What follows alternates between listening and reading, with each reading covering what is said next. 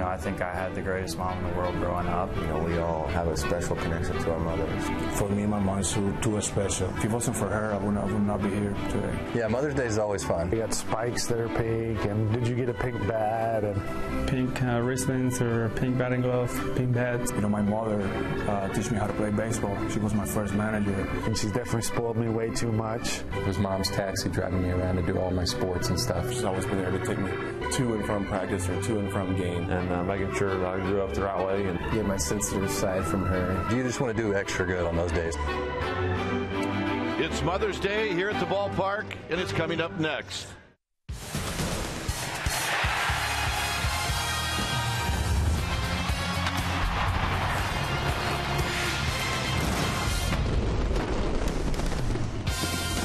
It's Hyundai Sunday on Comcast Sportsnet Bay Area. Is Giants Baseball is brought to you by your Bay Area Hyundai dealers. Today it's the Giants and Braves one more time. Final game of the series from AT&T Park here in San Francisco. Hi again, everybody. I'm Dwayne Kuiper. Alongside me is Mike Krukow. Happy Mother's Day to all you moms watching and listening. And Mike, the Giants have a chance to take the series. This is a very tough Atlanta Braves team. They can also have a terrific homestand, and it's up to Tim Lincecum. Well, Tim Lincecum's due to spin a dandy, a Tim Lincecum-like game. He's been flirting with some really good strikeout stuff for most of the year, but he's always had that one inning that scored to set him back. An opportunity today for the Giants to have a great homestand, a great series. And the one stat that has been so consistent throughout this homestand has been what they've done with runners in scoring position. And against the Braves, they've hit .429 in that scenario. Hopefully they can keep doing that. They do that, they'll win this ball game today. All right, should be a fun one here at the ballpark on Mother's Day. When we come back, we will have the starting lineups and the first pitch right after these messages.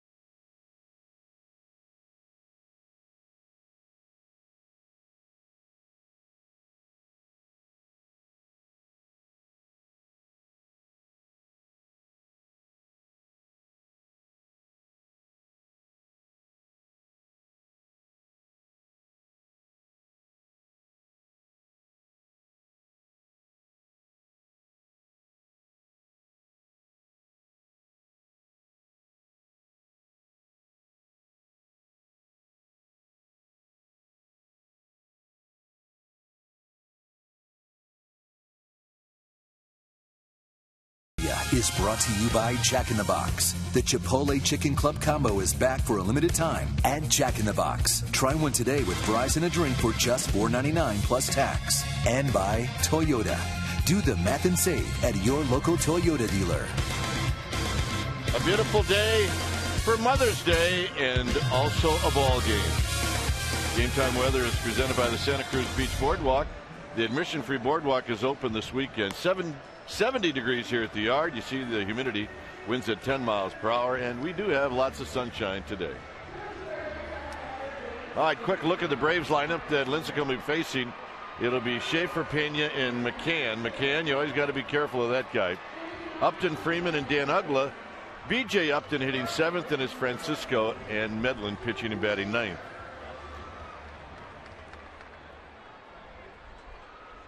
That man right there, Tim Lincecum, on the hill today for the Giants. His lifetime against the Braves, 6-5 with a 3.28 ERA. He has always pitched well against them. His numbers so far this year, 2.2 with a 4.75 ERA, averaging over a strikeout an inning. Fastball, it'll go low 90s with a curveball, slider, and a split. And the first pitch of the ball game is high, so we get underway at 106.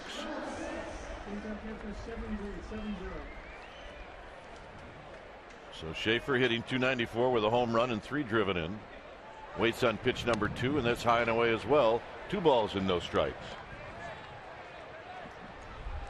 Wally Bell, the plate umpire behind the dish today, and he's a low ball guy.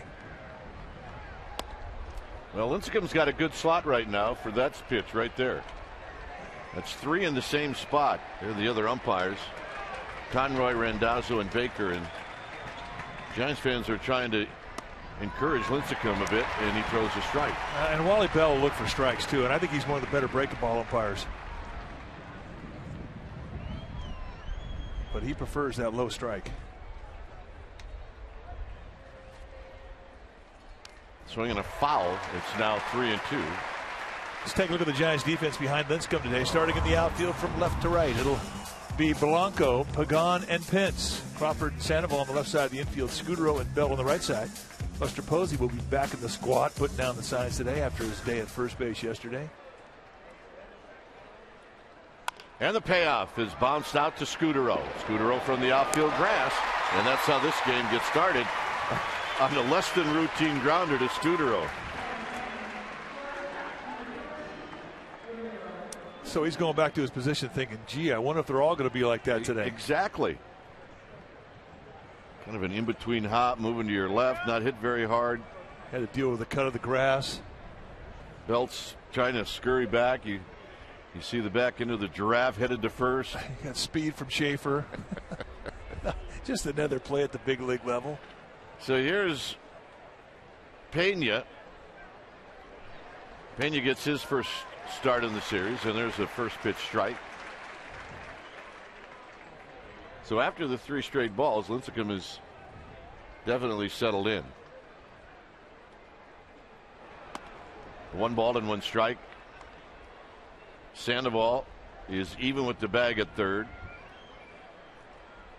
There's some talk about a couple guys maybe getting the day off today. Nope. Yeah, Madison Bumgarner. There's a bouncing ball up the middle. Crawford is going to throw, not in time.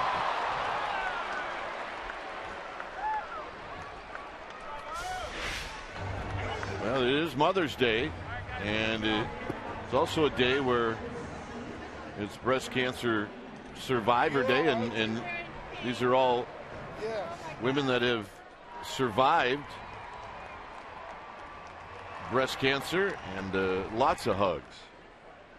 And this lady was absolutely beside herself because she went from Pagan to Scudero and then called in more friends. And for the players, it turned out to be an autograph session, and they didn't mind one bit. No, those are gamer babes. You got to take care of them. Here's McCann. McCann not only has ownage on the Giants this series, he's got ownage on Lincecum. 10 for 29 with 4 doubles. Well, his hot zone is middle in, right above the knees, and he's gotten a couple pitches where he's killed in this series. There's a very high fastball.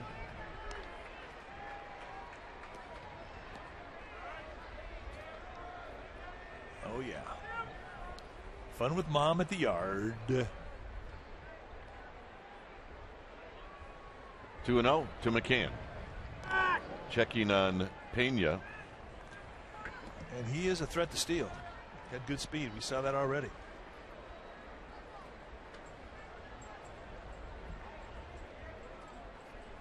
He does not go, and McCann takes in tight.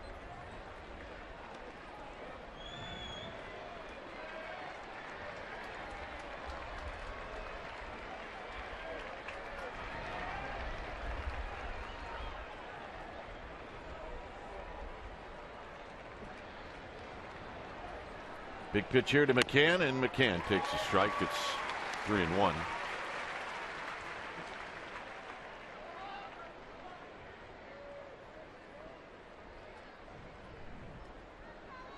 Just a lot of get it in situations already here in the first inning. And McCann thought it was a strike. Well, Bruce Bochy giving Wally Bell an earful. 3-1 fastball. You have to know if it's inside or if it's high. I mean, that's one thing that Buster Posey will find out. But when you're not really sharp with your command, you're looking for all the help you can get in a 3-1 count. Well, I'll just say this. McCann thought it was a strike. So did Lincecum. Here's Upton, who hits a high pop-up down the right field line. Pence is not going to get to it. Neither is Belt.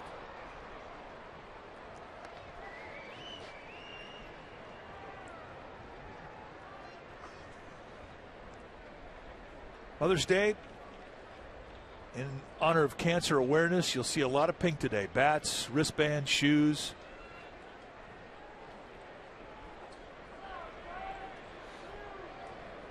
It's a great tribute, of course.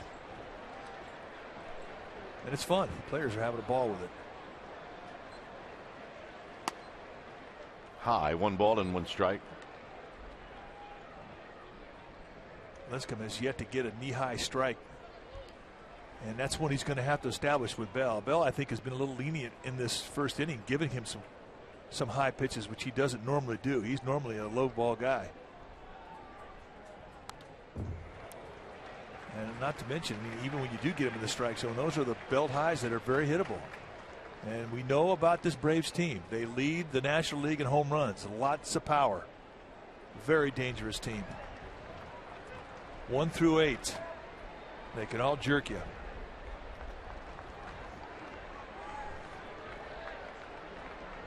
One and 2 to Upton.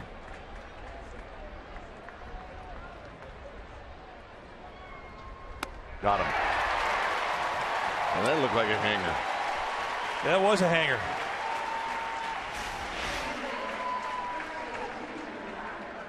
It looked like a slider. Yeah, just don't make a habit of it. That's no, I was. You hate to put it down in the scout report that he can't hit a hanging slider, but that's what it was. Here's Freeman. Freeman hitting .295, a couple of home runs, 19 RBIs. And there's an off-speed pitch for a strike. Drop a curveball. And as is the case today, we've seen it all season long, he has better feel with his specialty pitches than he does the fastball.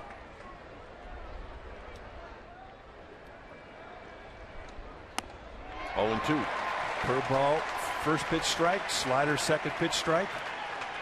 I mean, he's dragging him through the garden right now, and I think he knows he has to stay away from that fastball. He can't trust it.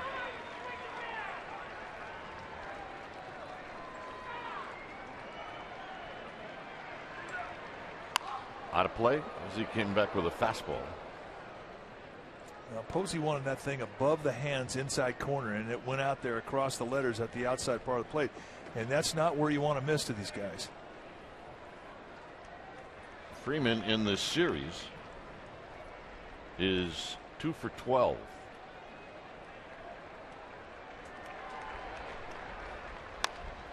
And that'll be on the ground foul. That's a good pitch right there. Got that thing down around the knees, and you saw the legs come completely out of the swing for Freeman. Get a hitter to reach like that. He's got nothing behind the swing. You want that ball to be fair.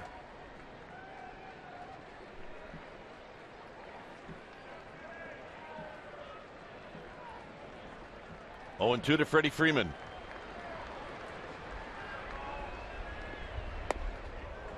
Down low, 1-2.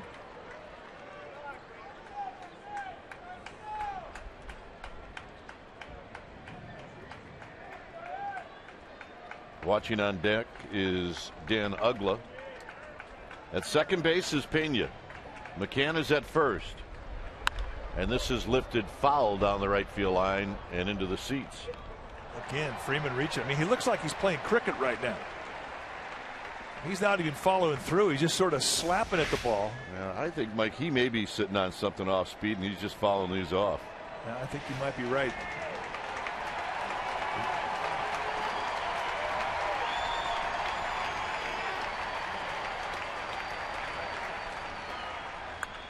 Driven to right. Pence coming in. Pence is going to make the catch. Giants are coming up.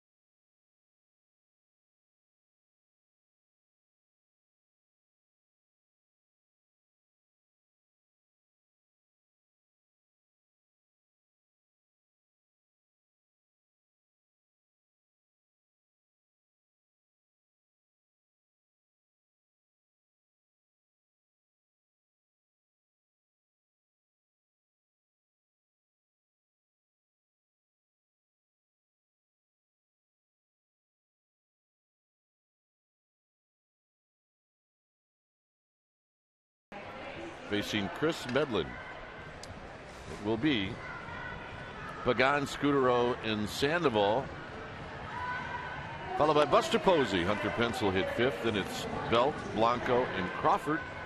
See what Crawford has done hitting in the eighth slot. And then pitching and batting ninth is Tim Lincecum. On the hill today for the Atlanta Braves will be Chris Medlin, the 27-year-old right-hander, 5'10", 190 pounds.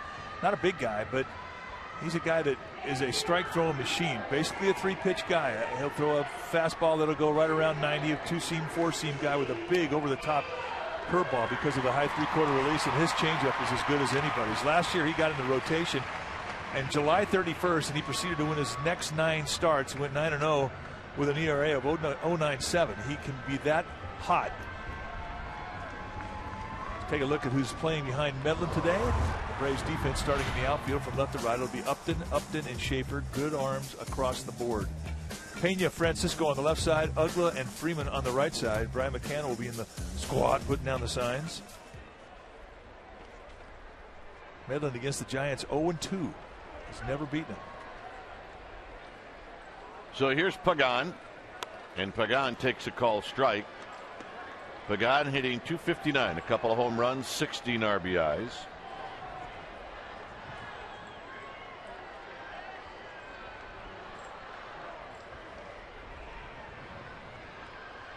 Pagan against Medlin is 1 for 7 lifetime. He has had a cool homestand. He's 3 for 22 on the homestand. One of those 3 hits, however, a home run.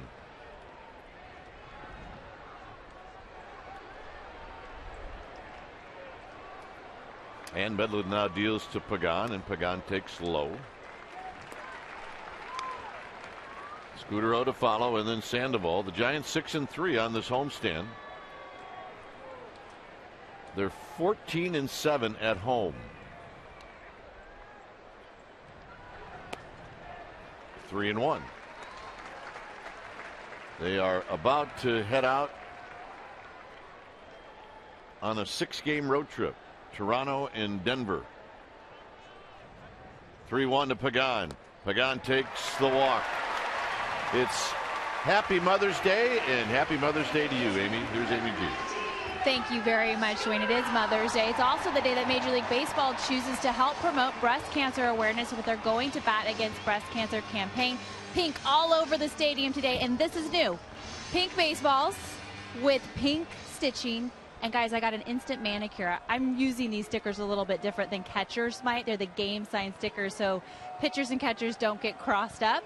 You'll see pink all over the stadium today and on all the players. It's a great campaign. Dwayne, Mike? You know what? That works. And Pagan nearly got called out by Chris Conroy. It looked like he was raising his right arm. Ooh, that was close. Yeah, that's kind of an umpire's block right there. He had a lean.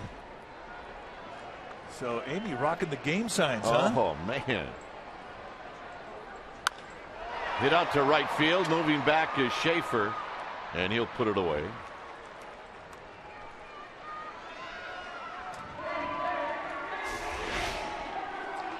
Game signs on the fingernails of Pablo Sandoval. Pink sunglasses, pink wristbands, pink shoes. You give Pablo Sandoval a theme, he's going to run with it. Sergio Romo with the pink shoes. But I like the game signs going pink. That's very cool. That is a great product, and really, it's a great product for kids.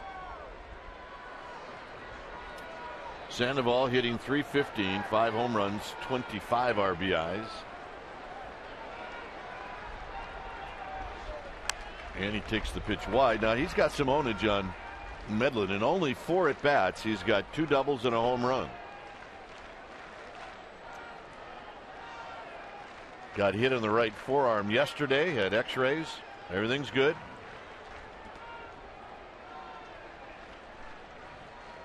We've watched the move from Medlin to first base, and it's an above-average move.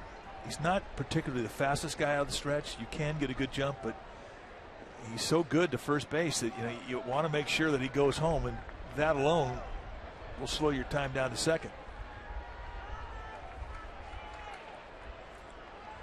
Pagan leaning. And Sandoval takes low.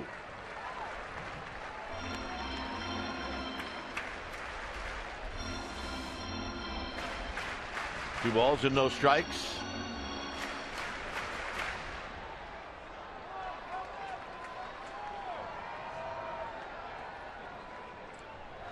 Sandoval hits a high fly ball in the park to right. And Schaefer will put it away. Way out in front, and he still hit it pretty well. He's got some of the strongest hands in this division. That he does.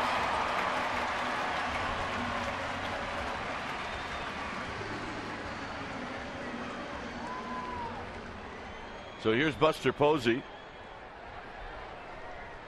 Does not have any history against Medlin.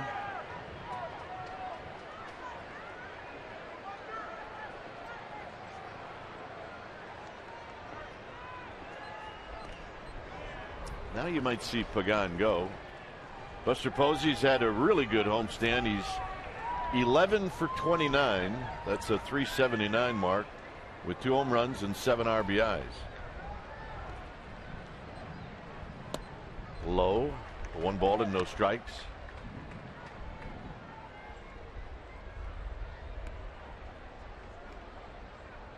It's a good look. He's going to want to wear them every day. Yeah, he'll have that on the plane. In tight to Posey as he jumps back. 2 balls and no strikes.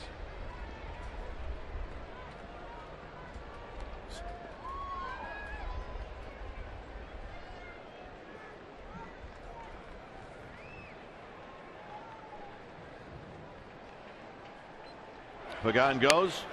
Strike, throw to second. Kicks off of Pagan. It'll be a stolen base.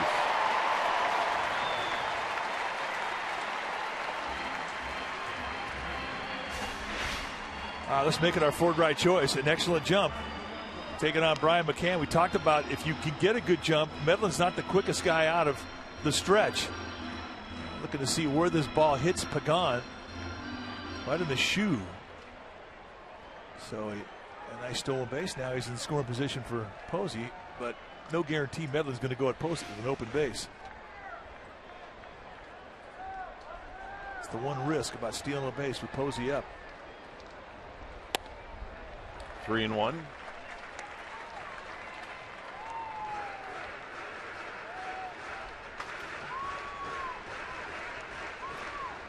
Hunter Pence working on his knockdown 6 irons, he calls it. Strangest practice swing in baseball.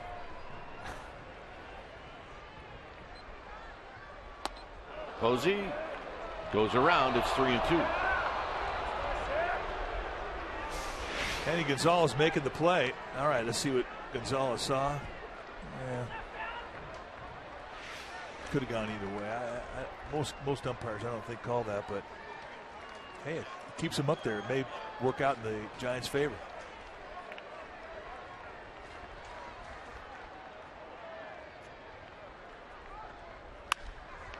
Hit on the ground to third. And Francisco will make the play, and that'll end the inning. Giants strand Pagan. After 1, 0-0.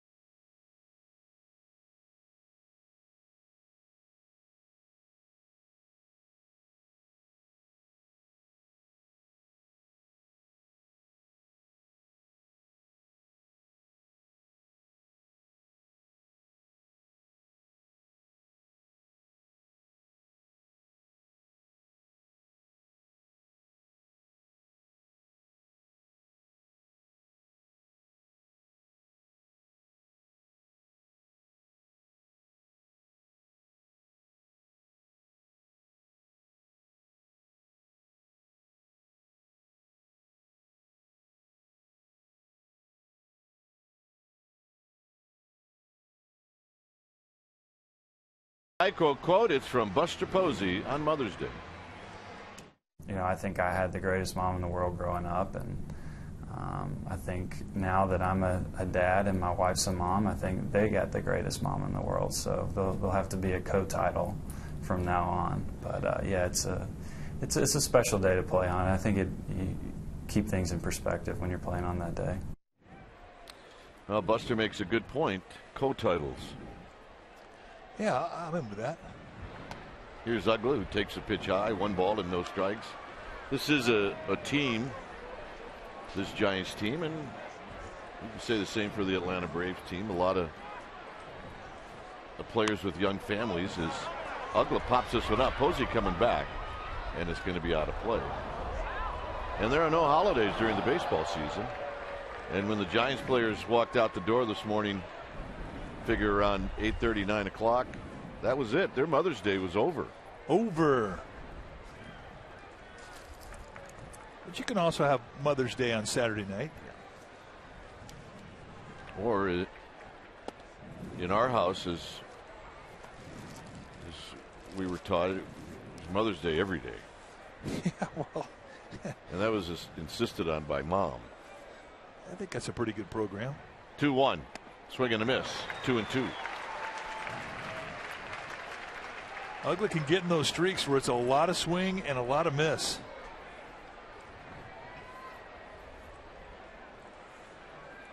He had really had a good swing going coming into the series. He had 4 strikeouts yesterday. The Giants definitely slowed him down.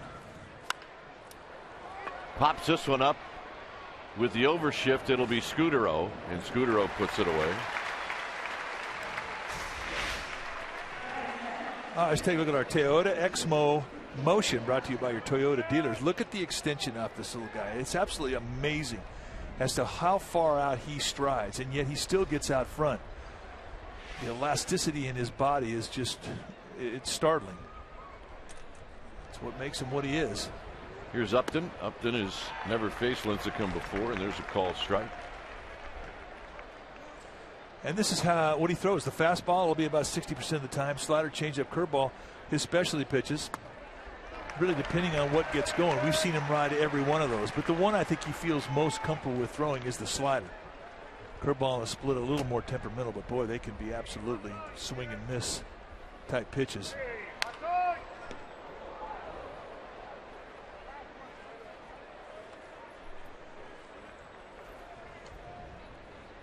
The key for Lincecum, consistency with the fastball. It always seems to be able to set everything up.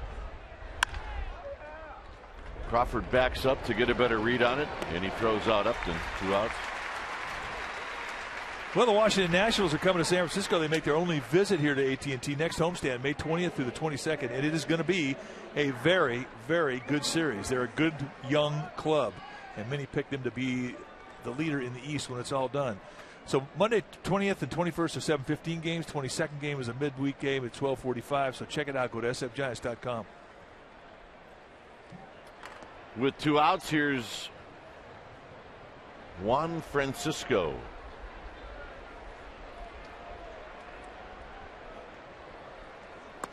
And a call strike to Francisco.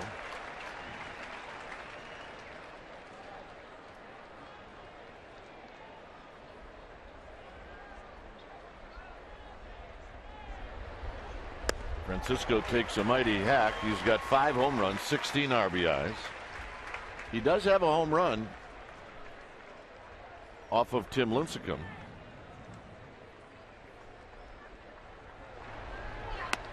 And not this time. Second strikeout. Pence, Bell, Blanco coming up. I wasn't looking for that.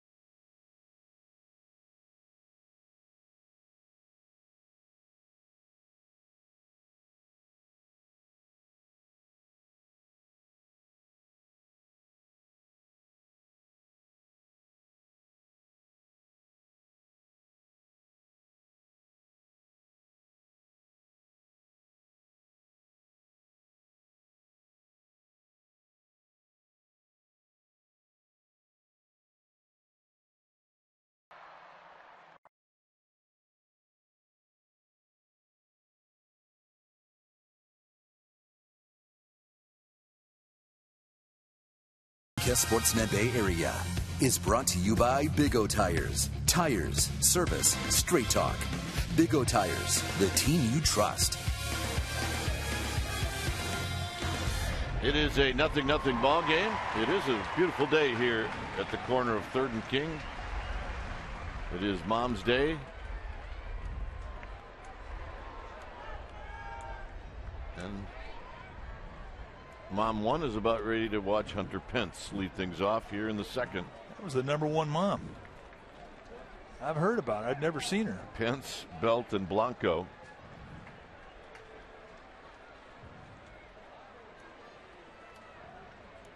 Pence hitting .291. Takes one up and in. He's only faced Medlin a couple of times. He's 1 for 2. Pence 2 for 4 yesterday. He scored a couple of runs. He's had a nice homestand. For Pence, this will be his 38th at bat of the homestand. How about that? Got 12 hits, a couple of home runs, 7 driven in. Wraps this one on the ground to short. Pena, very nicely made. It's 1 out. And here's Brandon Belt. Absolutely stunning day. Sellout crowd. It could not have been any better for Mother's Day. Oh, man, seriously. Easy to see why they call it the view section. It's snowing in Toronto. It's all right. Here's Belt, who hits a high fly ball to left. Hit pretty well. Up and on the move. It is out of here. And that's called an opposite field home run. And it's 1-0 Giants. Well, that's the swing right there. They get you excited when you watch this guy. I mean, for a big man, he's got one of the more compact swings I've ever seen. And he can keep that bat level through the zone. He gets backspin, and opposite way, he gets carry. Absolutely puts himself in great position with his lower body and then lets his hands just sort of think for themselves. And that was a majestic opposite field home run. Home run number 4 for Belt.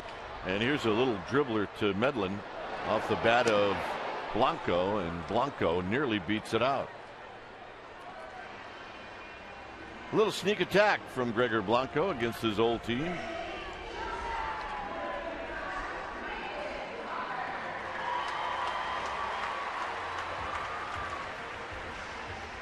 So here's Crawford. Crawford hitting .270, 5 home runs, 16 RBIs.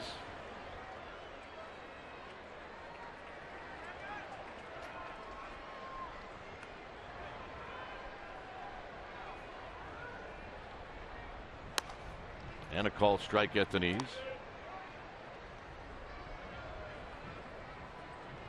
Crawford 2 for 4 yesterday.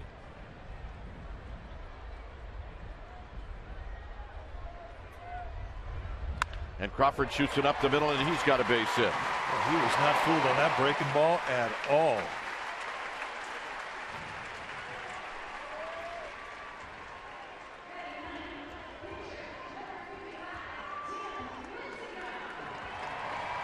So here's Lincecum.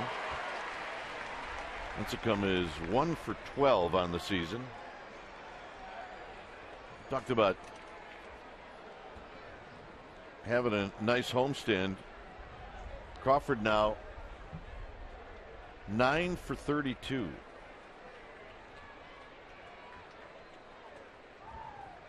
Here's Lincecum, and he shoots it foul. Pretty good hack. And the fact the Giants got Lincecum up this inning is significant. Never want to start off an inning with your pitcher leading off.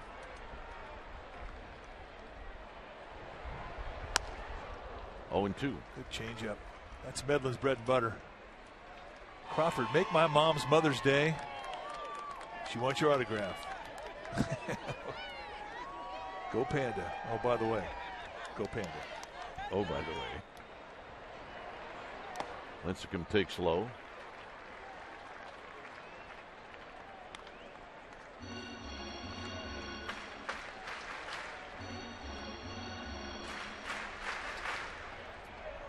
Pagan would hit if Lincecum reaches. 2 outs, a run in on the Belt home run.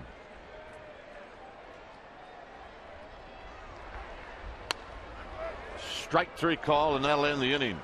Giants on the board. Belt hits his 4th home run, and when it leaves the park, it's always going to be bye-bye baby. 1-0 Giants.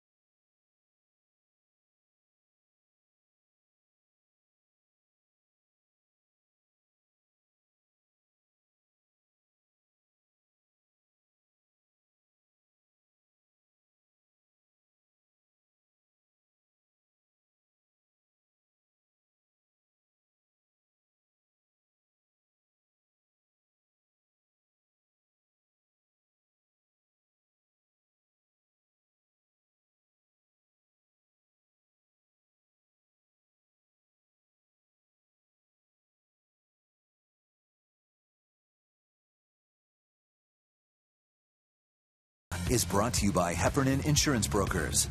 Insurance and financial services for you and your business. Visit HEPINS.com. 1-0 Giants. It's Lincecum facing Chris Medlin, who takes a called strike. Pretty happy bunch right there. Oh, yeah. That's what ballparks are all about right there. That is the backbone of our game. Bring your family out to the yard. Pass that game on to your daughter and your son. Perfect. Blanco. 1 out. Well, the Giants want to announce that a post-game fireworks show has been added to the Friday night game against the Rockies on May 24th. It's the Giants and Rockies. That's a 7:15 start, and there are good tickets available for that ball game. So go to sfgiants.com, enjoy the Giants, and enjoy the fireworks.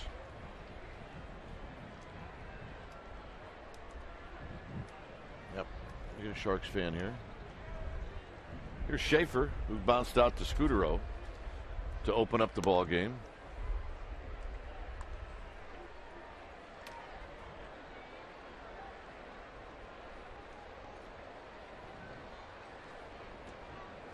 In at third is Sandoval.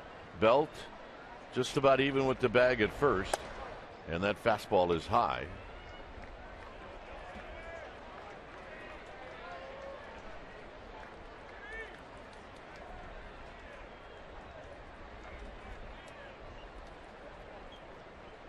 And the 2-0, and Jordan takes 3-0. Not the guy you want to walk. I mean, walks are bad anyway, but walking guys with speed is like walking a double. Hands full. Keeping them tight. That's a seatbelt right there. There's a strike, 3-1. Schaefer taking all the way, as he should.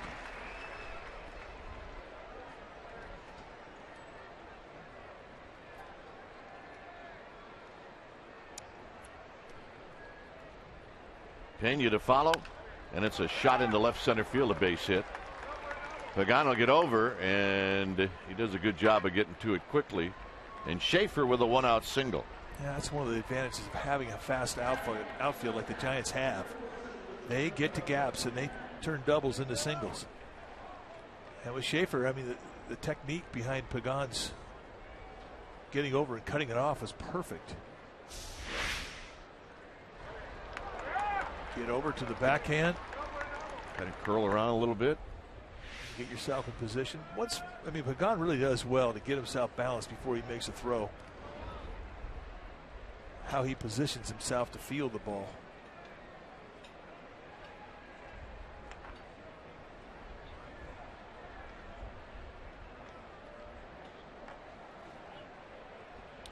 So Pena waiting on Lincecum.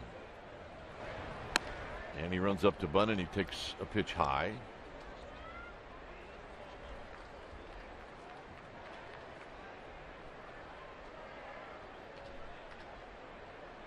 One ball and no strikes.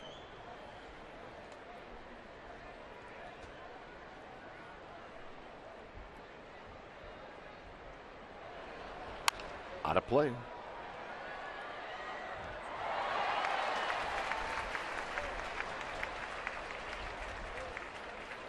Good count to run right here.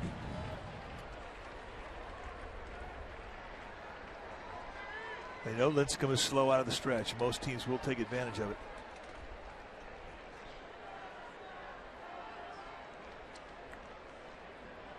And the runner goes. And Posey's throw is going to be late. And it'll be a stolen base, number 6 of the year for Schaefer.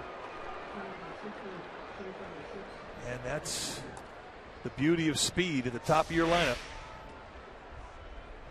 And Lincecum, to his credit, was pretty quick at 1.32. That's a little slower than average. 1.25 is average. Very explosive. Just a slight look in. Head first slide. Steals it easily. This is hit on the ground. Scudero goes far to his left. And he makes the play. 2 outs. And now McCann's coming up. And Schaefer moves to third. Well, hey, get your orange on. That's some attitude, huh? Moms. God love them. McCann drew a walk in the first.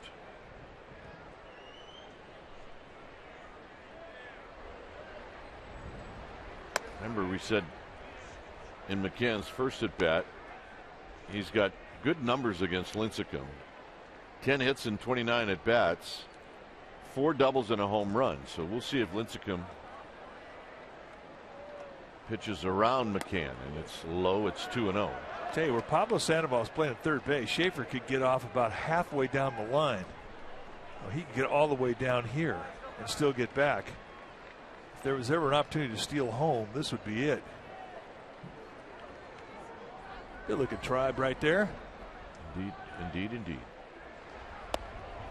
3-0.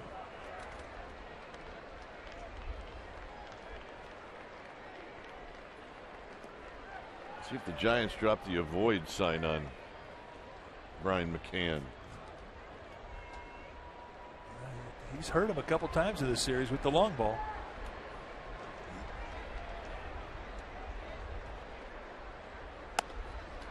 And the walk. I don't think he wanted any part of it. I don't think he did either. And here's Upton. And for the second time this game, Upton's going to come up with 2 guys on base. And that is hold your breath time.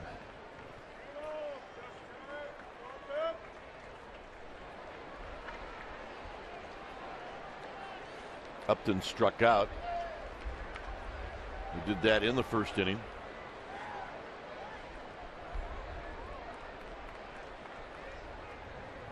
Here he takes low, 1 ball and no strikes.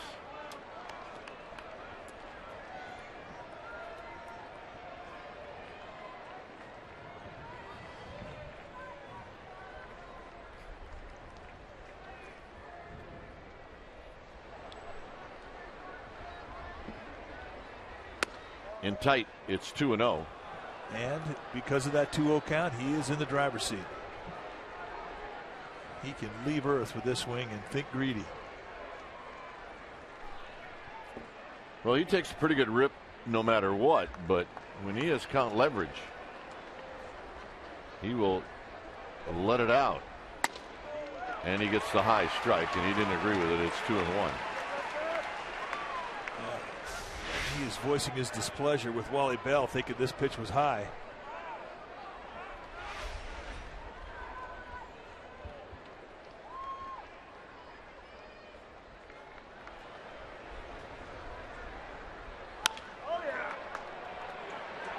Pence coming in. He's going to track it down. He can eat up some ground with those long strides. It remains 1-0 Giants.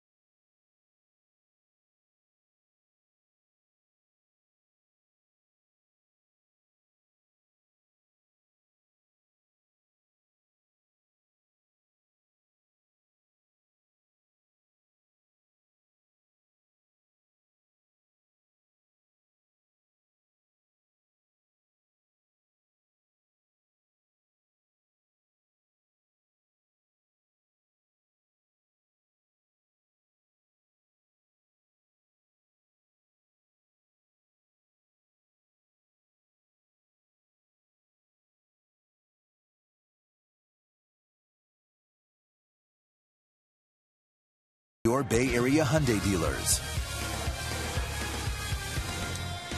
Here on Mother's Day, it's a 1-0 lead for the Giants. A lot of moms here today, as you would expect. A lot of little ones, too. The little ones brought mom. Well, that's what you're supposed to do. Drag mom out of the house, take her to the yard, and then stand back and watch her have fun. Pagan drew a walk in the first.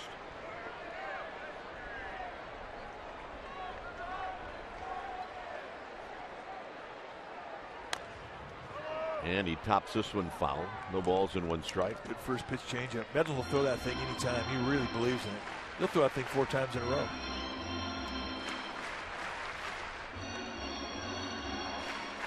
What's the best changeup you ever saw?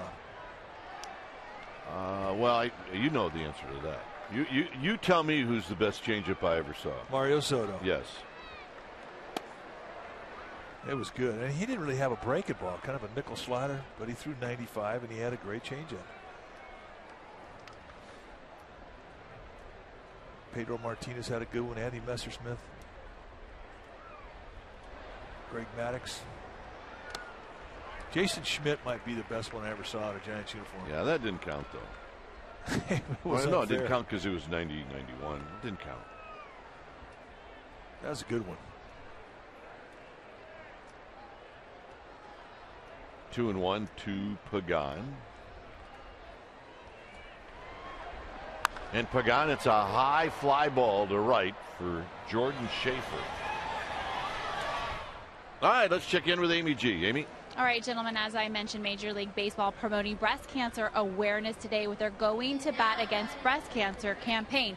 With that comes the annual honorary Batgirl contest. And the winner for the San Francisco Giants, Wanda Zimmerman. She's an absolute rock star. She has not only beat breast cancer once, guys, but twice. Today she got to come down to the field, hang out in the dugout. She met Sergio Romo. She's such a great lady, and she's a huge Giants fan, but we are a bigger fan of hers. Rock star.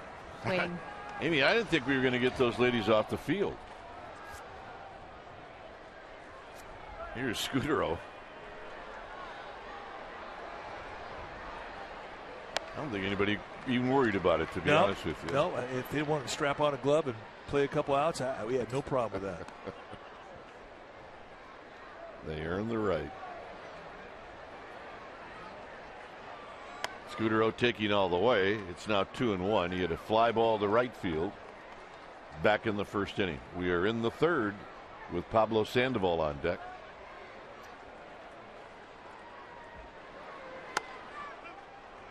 Now it's 2-2.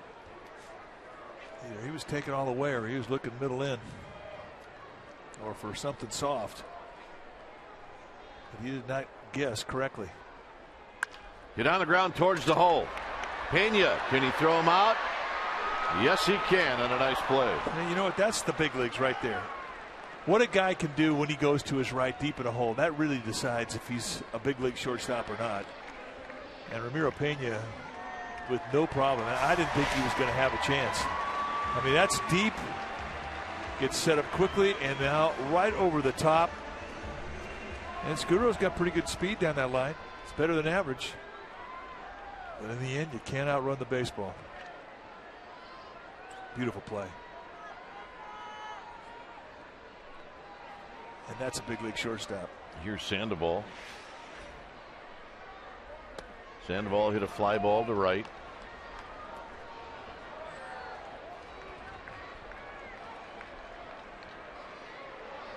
Buster Posey on deck. High and deep to right. This one is way back. It is out of here.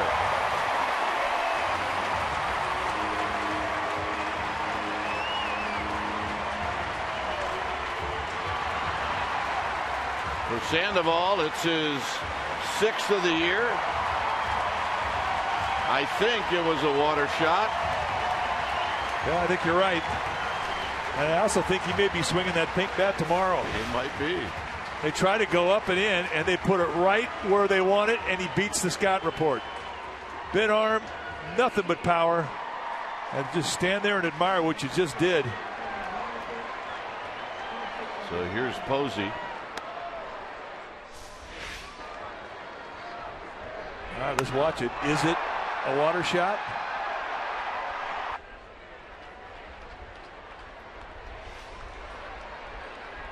Oh, and 1 to Posey.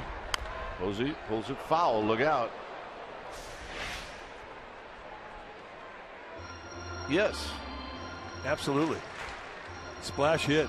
Ring it up on the splash hitometer. Guy paid a tough price to get that souvenir.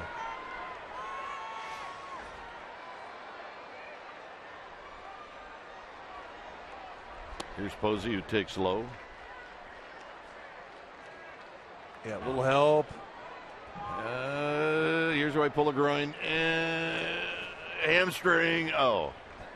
And a butt cheek. Well, if there's a shark after him, I better believe that he'd get in there a little quicker. He's long gone now. Yeah, I'm sitting in a nice chair here in the booth. He actually did better than I would have done, I can tell you that. 2-2 pitch to Posey. Up the middle.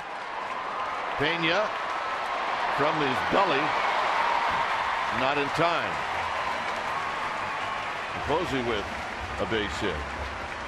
Pena with a noble effort, though. I got to hand it to him. That was, at the very least, it was entertaining. Yeah. Throws it away and just takes the legs out. He just puts it back up the middle, and watch this effort from Ramiro Pena. If you and I are running, we're out. Yeah, by 10 feet.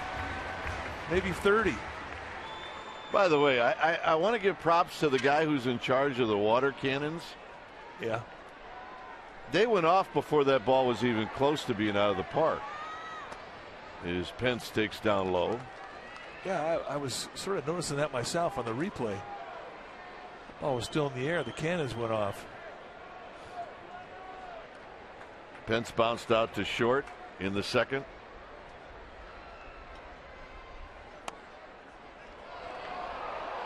Generous strike right there. Take a look. All right. Ball's in the air. Watch the water cannons. Yeah. And then the ball goes through the mist. The water mist. Pence hammers it on the ground to third. And Francisco is going to throw him out, and that'll end the inning. Pablo Sandoval is 6th of the year. And it's bye-bye, baby. It's 2-0 Giants.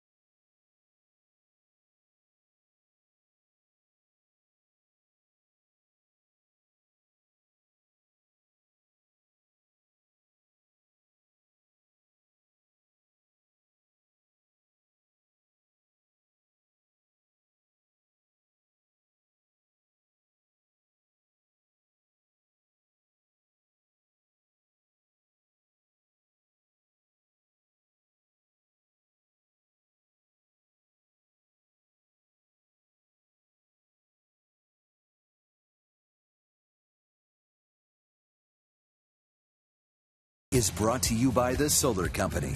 Not just any solar company, the solar company. 2-0 Giants. Freddie Freeman at the plate, and he takes one wide. It'll be Freeman, Ugla, and B.J. Upton. 2 solo home runs in this game. Belt's got one, and Sandoval's got one. And this is fouled out of play.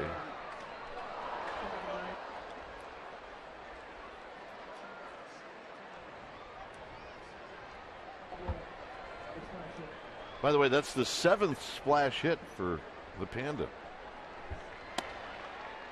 I don't think anybody's going to quite get to the Barry Bonds number, but 7's pretty impressive. Yeah, 7 is impressive. But Bonds,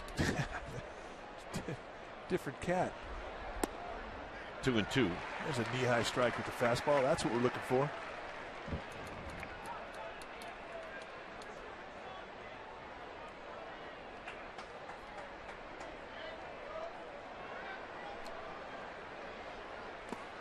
And Freeman is out swinging. All right, time now for our AT&T trivia questions brought to you by AT&T. And here is the question. Giants lead the National League in batting average. When is the last time they finished first in that category? Now, if you know the answer, go to CSN Giants and give us the answer. And we will applaud you. Here's Ugla. Ugla takes high. Ugla popped out to Scutero. The overshift is on for Ugla.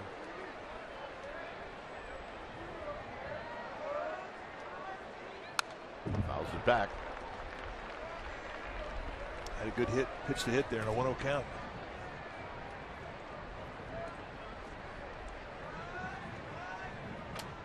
With Lincecum, it's almost like he will give you something to hit. There'll be something in there. It doesn't have great location in every at bat.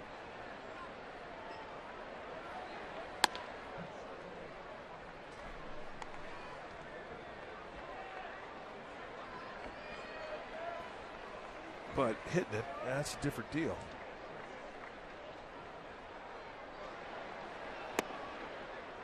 Three and one.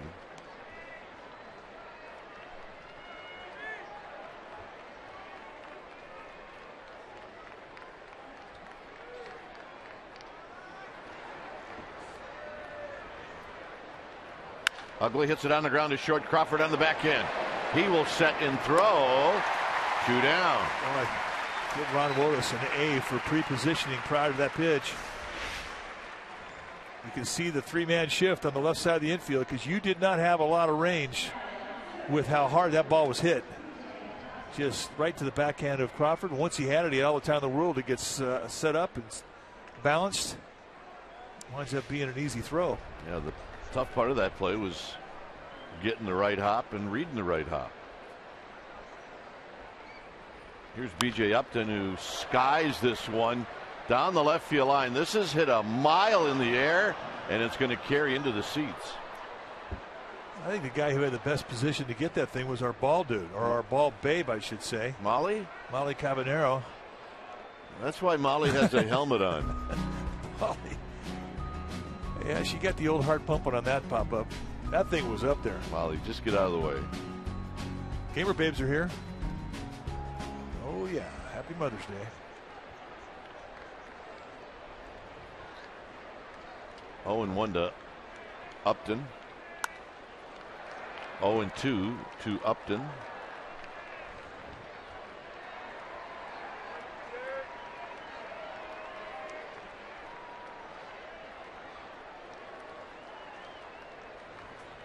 With Juan Francisco on deck. Got him. And that'll end the inning.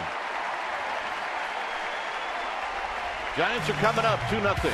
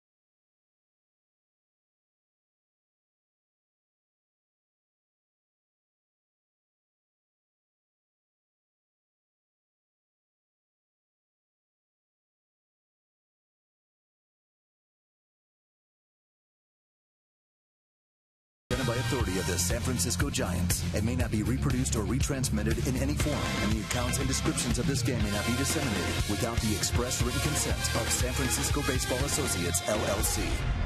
All right, time to ask and answer our AT&T trivia question today. The question: Giants lead the National League in batting average. When is the last time they finished first in that category? Our survey said, well, in 1993 they did it. They led the National League with a 276 average. They won 103 games, and they came in second to the Braves at 104. I don't want to talk about it. It'll be Belt, Blanco, Crawford. Mom's got their hands full, and they're smiling. Oh, are you kidding? That is fantastic right there. Belt hit an opposite field home run in the second. One of two that the Giants have in this game, and they lead 2-0.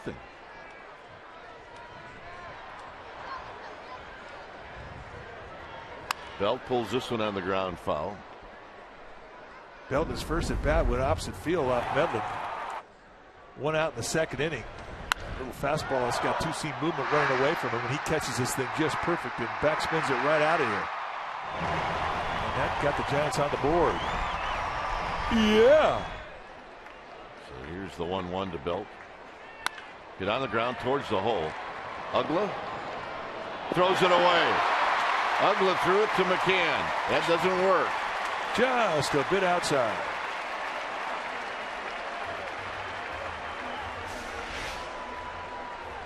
Well, they back him up. He gets to this thing, and really he's got a little more time to set his feet.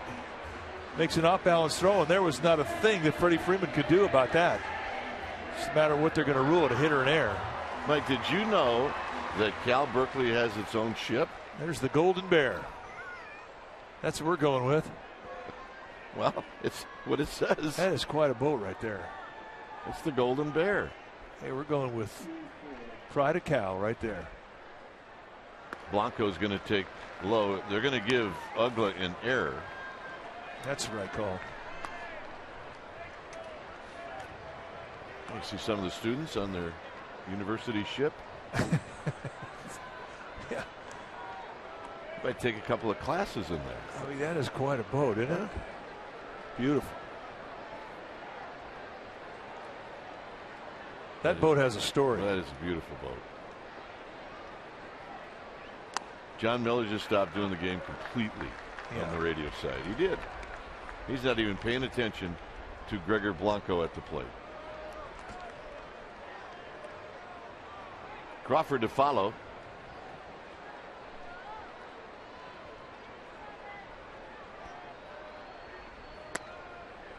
Three and 0.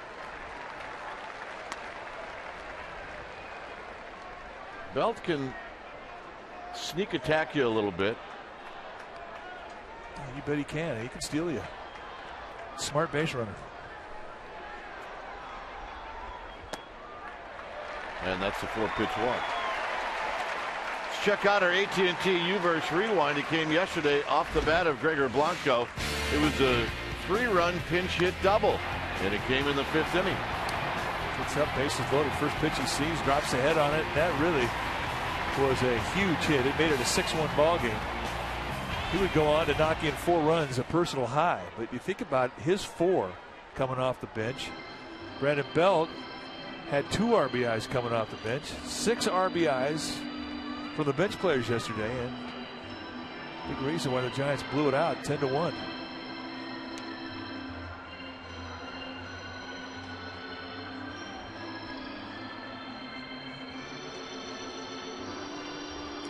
So a visit from Roger McDowell's #1 dad you saw. So I wonder if he's hanging out with the #1 mom. Oh yeah, it's all part of the group.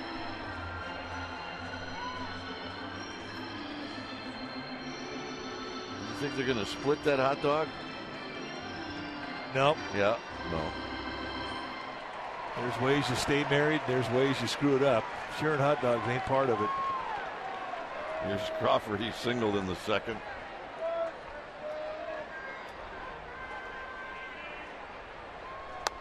Down low. So Medlin right now having a little tough time throwing strikes.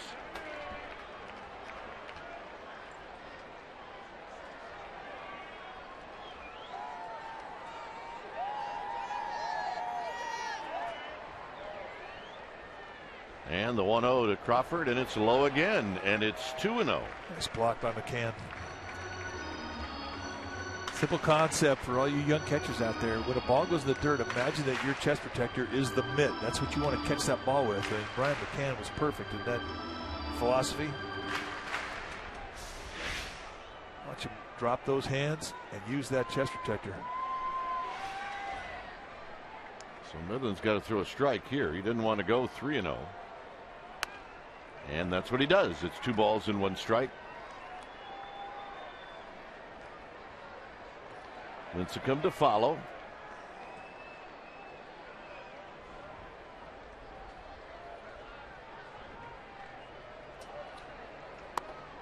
Three and 1.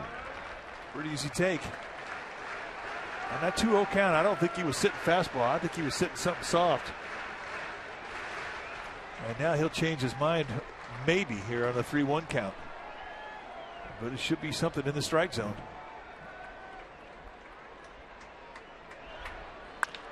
On the ground in the hole, a base hit. They're going to wave in Belt. Schaefer's throw. It's a good one. And Belt is safe at the plate. Just under the tag of McCann. And it's 3-0.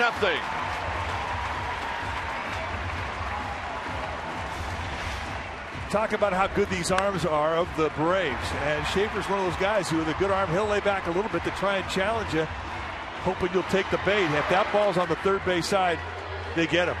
But watch as McCann has to go backhanded and then come all the way across, and that was the window of opportunity.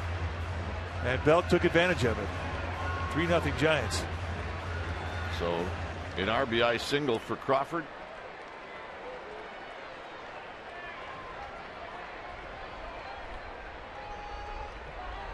And now it's Lincecum.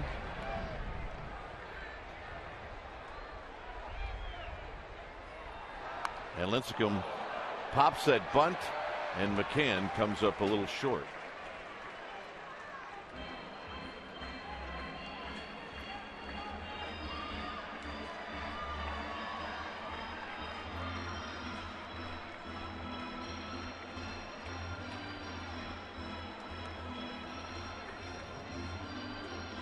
Pagan to follow.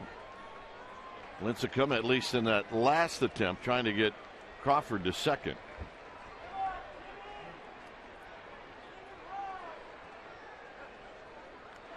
And a quick toss. I'll say this about Medlin. He, as hard as he throws to the plate, that's how hard he throws to first.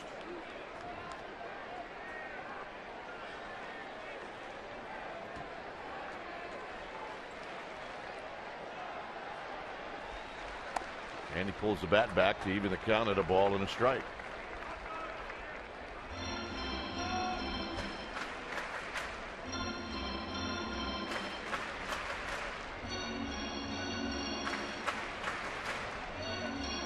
Ball should go down the first base line in a first and third situation. That's the goal.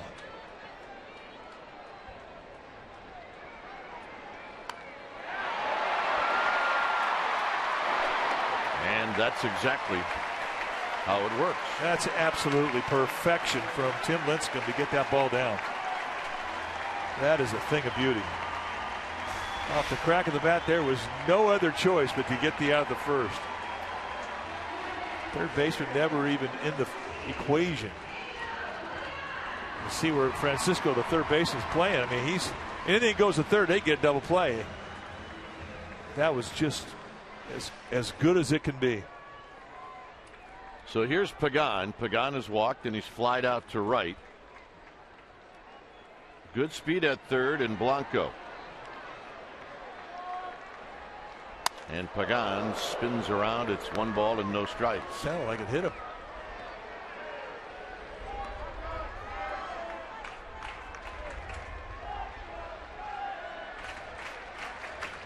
Blanco at second, or at third.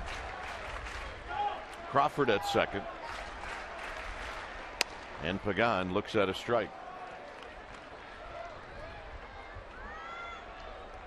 Medlin is a pitcher that he's not going to give in to you ever. I mean, he's always got things he can do because of his command of his specialty pitches.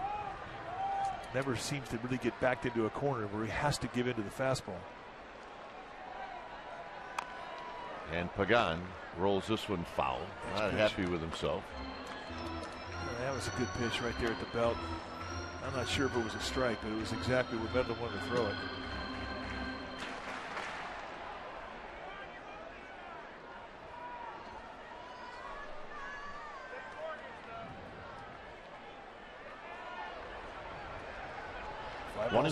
Fly ball situation.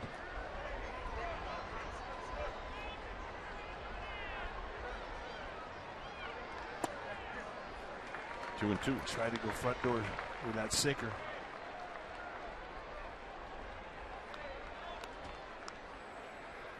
Infield is in, all the way in. And they still might let Blanco go on contact. Hit on the ground, and Blanco's coming home, and Blanco's going to be out at the plate. So Freeman throws Blanco out at the plate, and the reason you do that is you still have a runner in scoring position, correct? Correct. And I mean, anytime that there's a tag play involved, there's a lot of things that can go wrong. To Freeman's credit, I mean, he took his time, made a nice throw. McCann sealed the plate off and was able to put a tag on there. I don't think Gregor Blanco ever got to the plate. But you had good speed at third, and that's when you take advantage of it.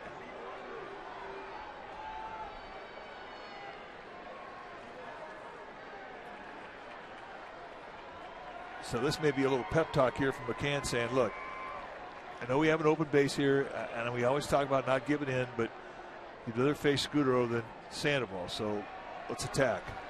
Well, also maybe you got to keep Pagan close too. He did steal a bag in the first inning.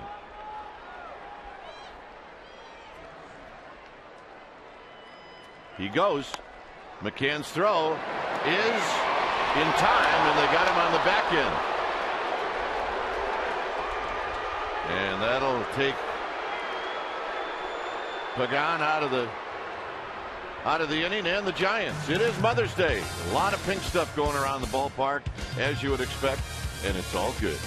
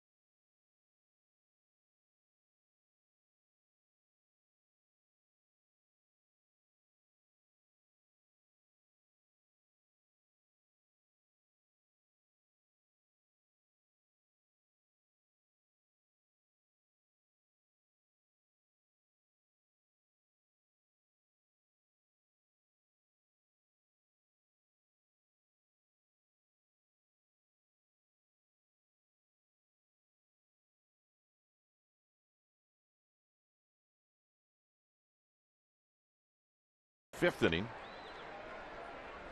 Full house on Mom's Day.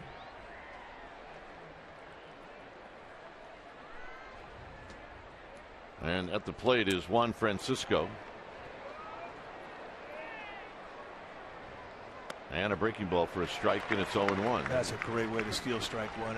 And he uses that a lot when he gets it going on that first pitch. There's nobody going to go up there and lick curveball on him first pitch. How about second pitch? I think that was a split, maybe even a slider. Not quite as big. quick 0-2. Roll foul. Hey, we found out what the Golden Bear was. Grady Lieber, our stage manager, he found out that is a maritime college out of Vallejo. It's where guys go to learn how to be a ship captain. Strikeout number 5. Right now, it's our Solar Company electrifying play of the week. And last Wednesday against the Phillies, we go to a walk-off single by Andres Torres. Took a breaking ball from Antonio Bastardo, knocked it into right field, and sent everybody home happy. And that's our Solar Company electrifying play of the week. So what do you have, the Ask Grady app or what? Yeah. Well, I think that's pretty interesting. They have a maritime college. Didn't know that. Here's Medlin, who takes a call strike. And he also found out they're headed to Hawaii. And there it is. Heading to Lahaina. Will they go faster than that? Well, we'll ask Grady. Yeah, he's nodding his head yes, much faster. Okay. Got to go to the speed limit. But here. it looks like, look, it's a beautiful ship. It does look like it's got the colors of Cal.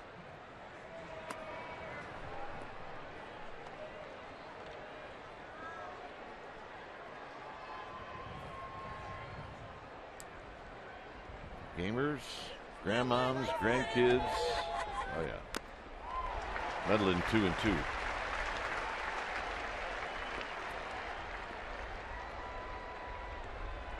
Lincecum with 2 walks, both to McCann, and 5 strikeouts. 6 strikeouts. Now 5 of those 6 have come by a swing and miss strike 3. And that's kind of his signature.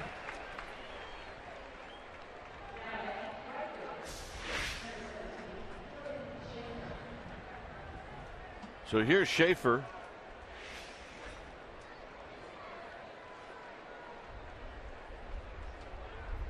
Schaefer is bounced out and he's singled.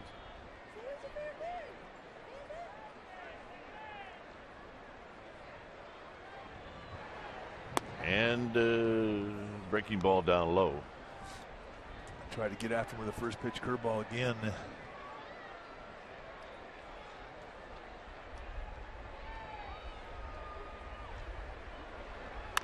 Bounces this one to Belt.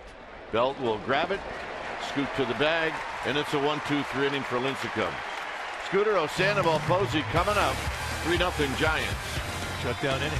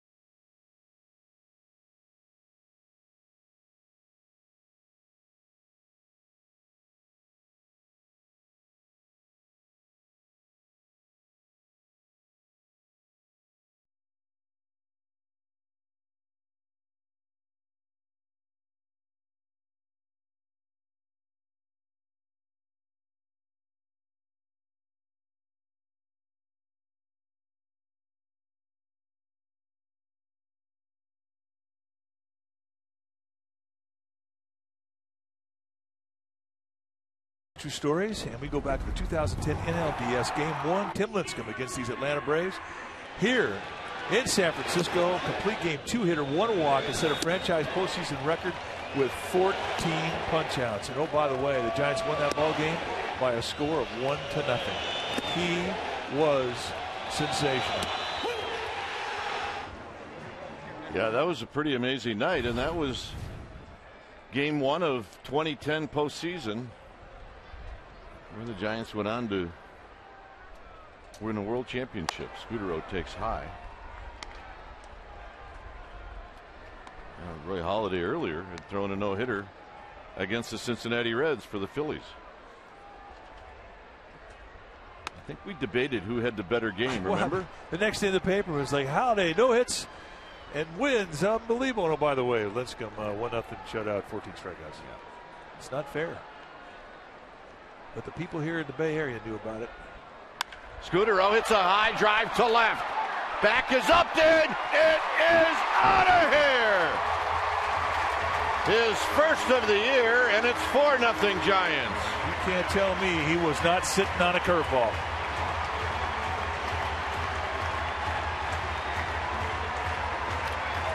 The third solo home run this afternoon for the Giants.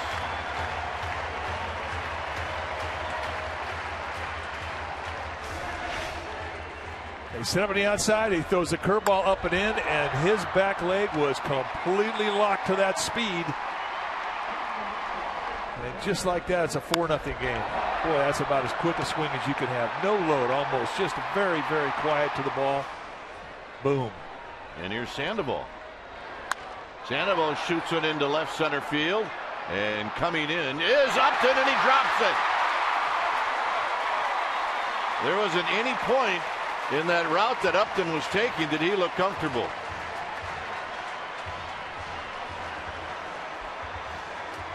Now, plus, I think, Mike, that Upton thought there was a little bit more to this than that. Now, this is where he gets a little confused, and it winds up hitting low in the heel of the glove, and he never had any real possession of this ball. Gets off his both knees, and it's hard to get both knees on a fly ball, but let's watch it. 1, 2. Yeah, and then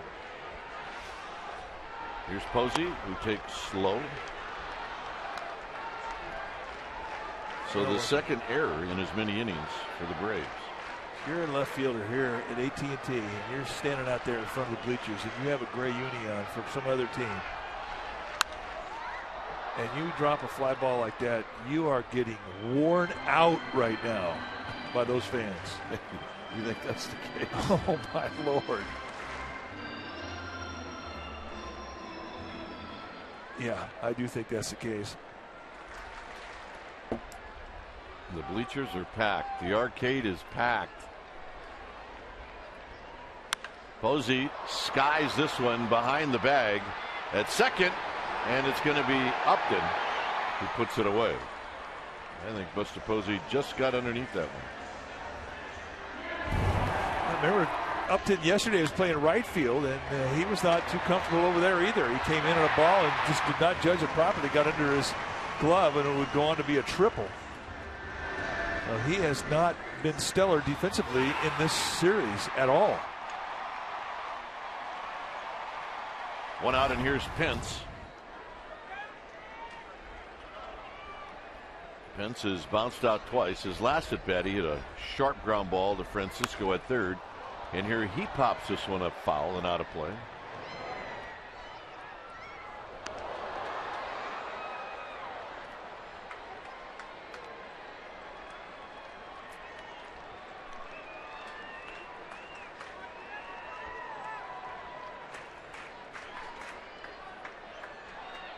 See, I think guys get pretty brave, but once the ball hits and then hops up, when they know it's going to come down, it's not going to hurt their hands. It's a jump ball. Yeah.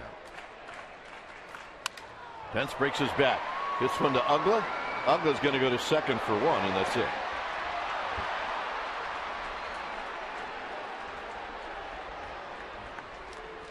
Well, MLB.com at bat is the #1 source for baseball everywhere you go. We have this. We use it every day. It's available for iPhone, iPad, Android, and BlackBerry 10. At bat delivers Giants baseball with audio, pitch tracking, stats, breaking news, and video highlights. And did we tell you that we use it every day? We do.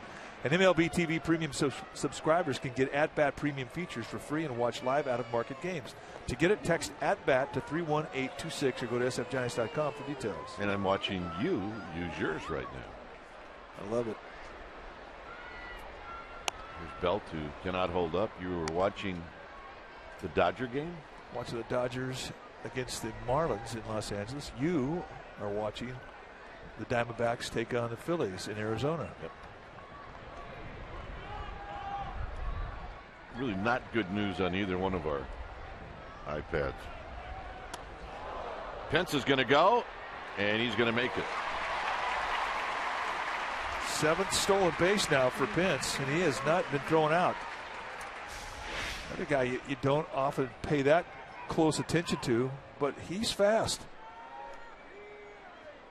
Steals it easily. Watch him go to the outside part of the bag. Veteran move. Tip for all you youngsters.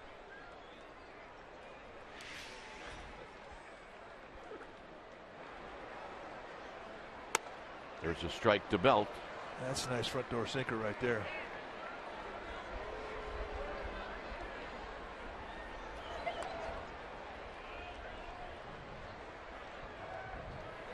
Oh yeah, they like the baby giraffe. I love it.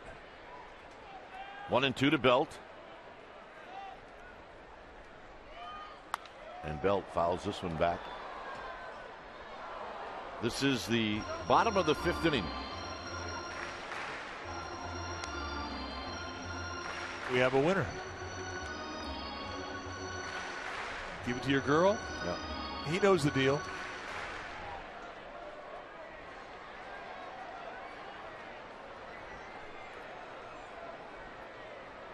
Pence's lead off a second. And Belt holds up this time. Yeah, that's a good pitch right there. And a 1-2 count. Medlin's got a little count leverage himself. He can go out of the strike zone and hope that Belt will chase. And he throws a beautiful changeup with a 2-seam grip. And that has a little movement running away from the left-handed hitter. And that's not an easy take either if you're in that batter's box.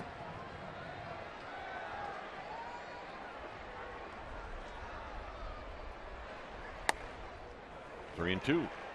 Comes right across the letters with 89 that looked like 95 after the changeup. It really did.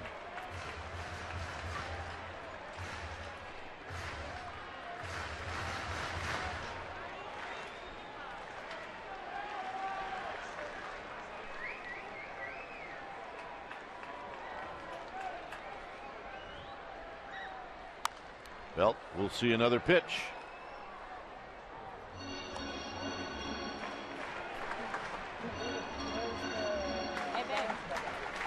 See, now that's a summer hat right there. And she pulls it off well. That's going well. That is a good one. 3-2 to Belt.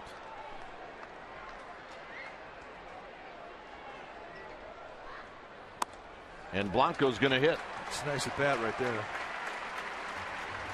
And I think Medlin pitched it correctly. Had an open base. Didn't give in to Belt. Made some really good pitches, and Belt, to his credit, was able to lay off.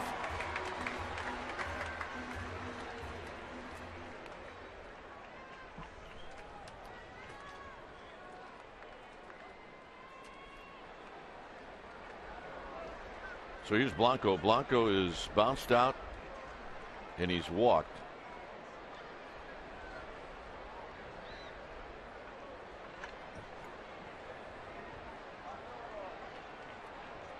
Here he takes wide, 1 ball and no strikes.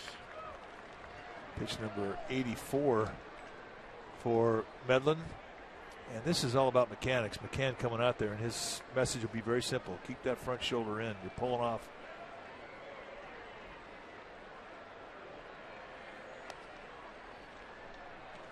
So Crawford is on deck watching Blanco. Giants 4, Braves nothing. We're in the bottom of the 5th inning. Giants trying to add on here in the 5th. And there's a big swing and a miss. 1 ball and 1 strike. That's a big league changeup. And that's what Medlin does so well in fastball counts. Get that batter's box in. You're in a 1-0 count, 2-0 count, 3-1 count. You're thinking, all right, I'm going to get a challenge fastball. And he just does not give in. Not when you have that type of command of that changeup.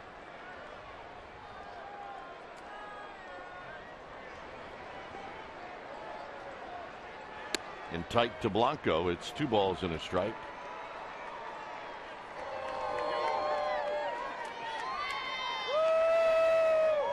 The end of a 10-game homestand. It went fast, didn't it? I felt like it was 3 days long. It always does here.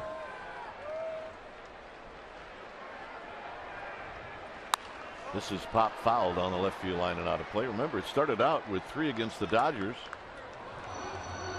And the Giants swept that series. Phillies came in and took 2 out of 3.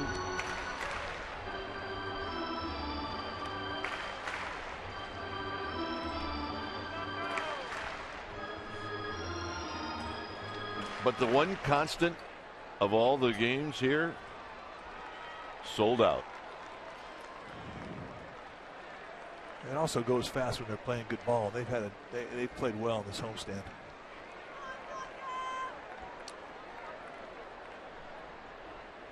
And the 2-2 to Blanco. And Blanco hits a high drive to right. Schaefer looking up. It is out into Triple's alley, and it bounces in for a ground rule double. Well, the Braves catch a break right there. It means Pence will score, but Belt will not. And on that particular fly ball, there was a chance we're going to see Gregor Blanco go the circuit. I mean, this little guy gets both cheeks into this one. Short tops the 421 sign, then kicks up into the stands. This is where you get the bad luck. I mean, that thing, that's as deep into the corner as we've seen. Well, he's got as much power as anybody when he gets a hold of one. Well, it also means now that the Braves can walk Crawford to face Lincecum. And of course, that's what they will do. Evelyn is in the bullpen.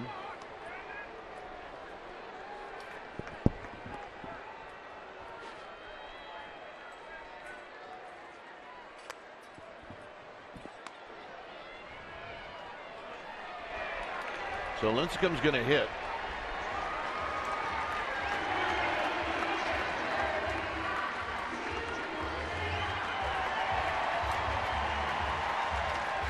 Well, he's got 1 hit this year.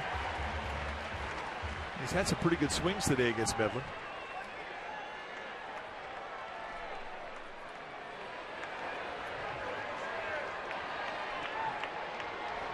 Sacrifice bunt in the 4th inning. Here he bounces this one into the hole, and Pena will go to 3rd to end the inning. Giants on the board twice here in the 5th. Scudero hits his first. It's bye-bye baby. And as we head to the 6th, it's 5-0 Giants.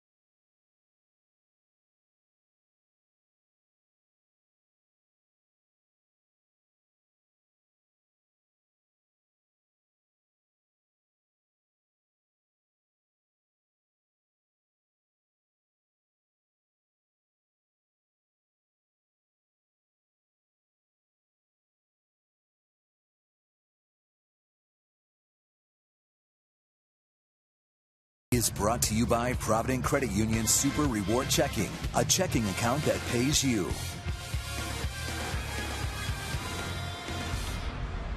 Well, it's a 5-0 lead for the Giants as we take a good look at the bottom of Lombard Street.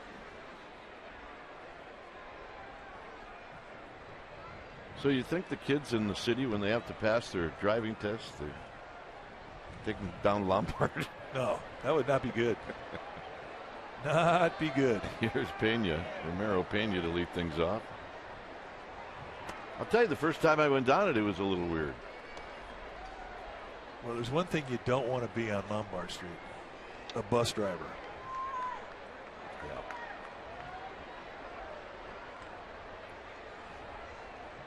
Or find out that you're driving a stick shift and you don't know how. Hey, there's a couple places over there on Divisadero you don't want to be on a stick shift. You're exactly right. These guys could care less. Yep. Look at, she's got it going.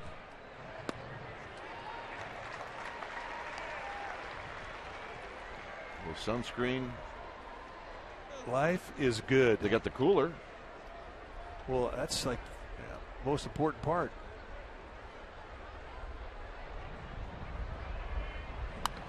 Foul back, 2-2.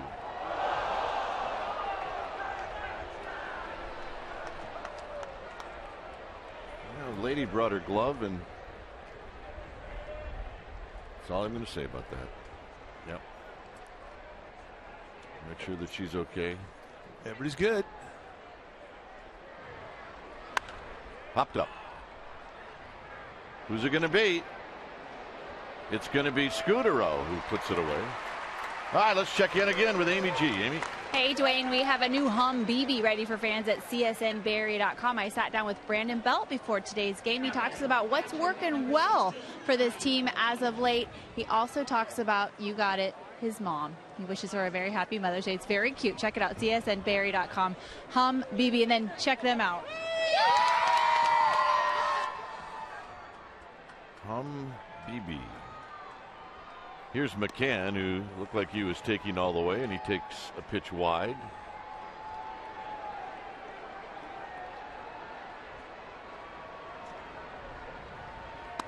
Wide again. They are fired up. It's just about the right age where you can embarrass the entire family, the entire block, the entire grade that you're in. There's a strike to McCann. McCann going to be a free agent at the end of the year. A lot of teams would like to take a shot at getting this guy. 3-1. Good player, all-star catcher on the field and in the clubhouse.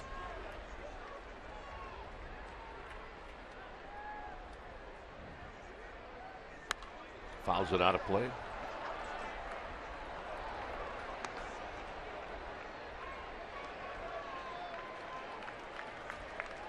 All right, we have a man taking a bow. Why not? He earned it. Making friends. Rocking the scarf, too. McCann rolls this one to Belt. And Belt will take it himself. So far in this game, Lincecum has had three shutdown innings, trying to get a fourth one here. I think what he has done is mix his pitches up beautifully today. Beautifully. When you do that, you don't have to have pinpoint fastball control. And if you watch, he has not shaken off Posey a lot. Just get it and go. He trusts his catcher. Upton takes a called strike.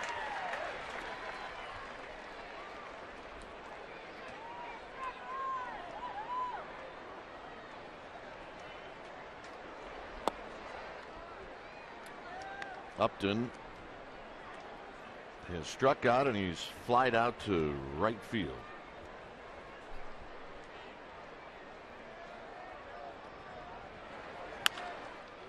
Hooked foul right down toward the end of the Giants dugout. It's 1-2. I think it's the most curveballs we've seen him throw this year. He's had a good one. He's used it a lot on first pitch. This is something that, you know, I think is going to be a key for him, to ride those specialty pitches and stay away from the fastball. If it's not going to be a pitch that you can absolutely rely on, go to your other ones. You don't have to be that fine with the count with those other pitches, especially early. Tried to freeze him.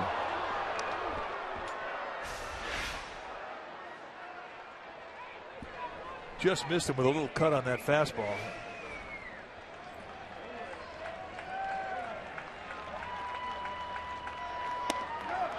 Got him. And that's strikeout number 7. Upton's got to beat. 5-0 Giants.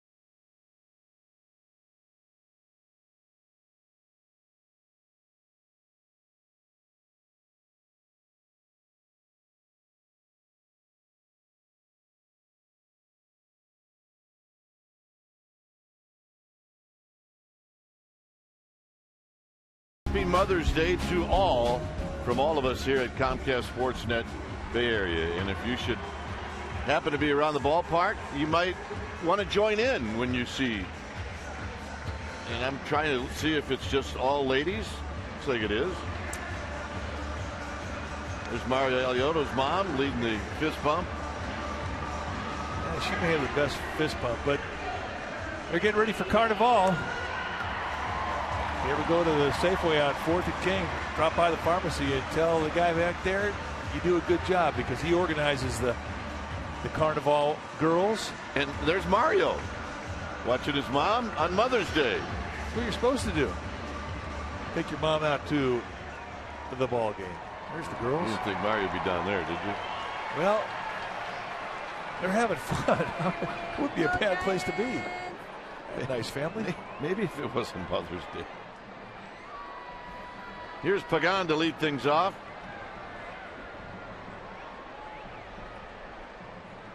And Pagan takes a strike.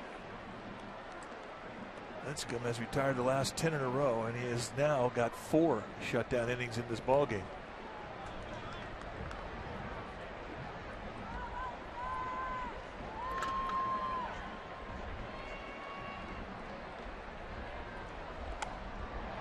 One ball and 1 strike to Pagan. A walk in the first, fly ball, caught in the third, and then he reached on a fielder's choice in the fourth. Freddie Gonzalez really trying to extend Medlin here. A little surprised he's back out there after the 5th, to be honest. And this will be shoveled to Medlin. So Pagan retired. Nice play. It's Little League Day here at the ballpark. A little question and answer with the Little Leaguers. This is with Mark Gardner, Guillermo Quiroz, and then the very personable Jeremy Affelt rounded out that group. And Scudero takes a call strike. Did you have any highlights in the gathering today? Yeah, you know what? The questions were pretty good. A lot of what's your favorite? But one little leaguer asked a great question at AFL. How do you go about pitching a switch hitter? I don't know if this little guy thought that maybe the guy was going to change from the left side to the right side in the middle of the at-bat. There is no such thing as a bad question. Scooter takes a strike. It's 2-2. Some are just more entertaining than others. What's your favorite food? What do you like to eat before a game? Scudero bounces this one foul. This was Scudero's home run. It came in the 5th inning, his first of the year. Yeah, first pitch breaking ball, and he was sitting on it too. He got a hanger right above the belt, middle end, boom.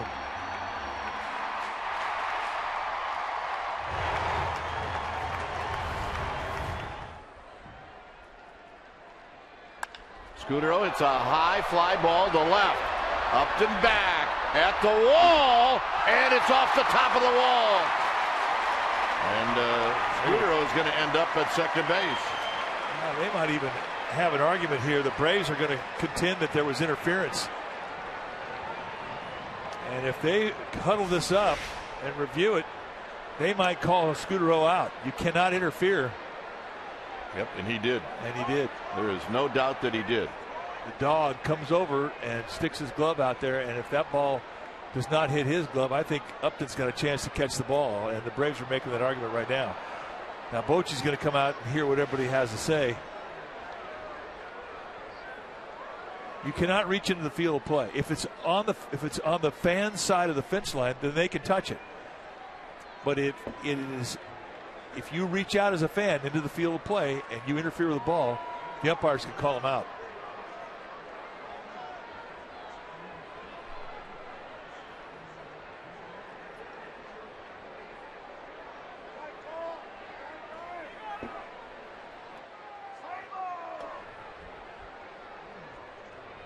You cannot touch the ball in the field of play. It doesn't matter if it's down the lines.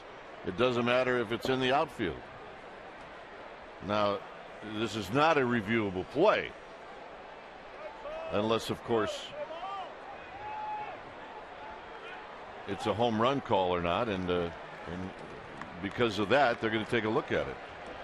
And once they take a look at it, they see that the dog came into the field play with a glove. I would be willing to bet that they're going to call it out. It's reviewable because they don't know if it was a home run or not, and that's the only reason it's reviewable. Yeah, well, but it would not have been a home run. Yeah, they may give it to him. He slammed up against the wall with his glove. They're going to look at him reaching over, and they're going to say he interfered with the play, and then they have to make a decision. Is he out? Well, then Bruce Bochy's going to go out and say, well, it was a home run. And then they'll go back underneath and review it again.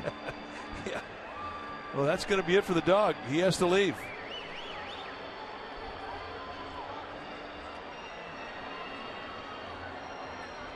Now get your bag. And he does know better. He's a good fan. But he made a mistake here.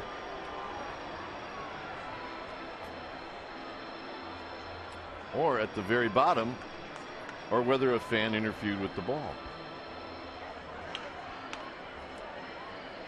Applies only to home run calls, fair or foul, where the ball left the playing field, or whether a fan interfered. And they're going to figure out that he interfered with it. Yeah, and then what though? Well, then they have to make a call. If they felt it was a catchable ball, then they're going to rule him out. And that is absolutely within their jurisdiction.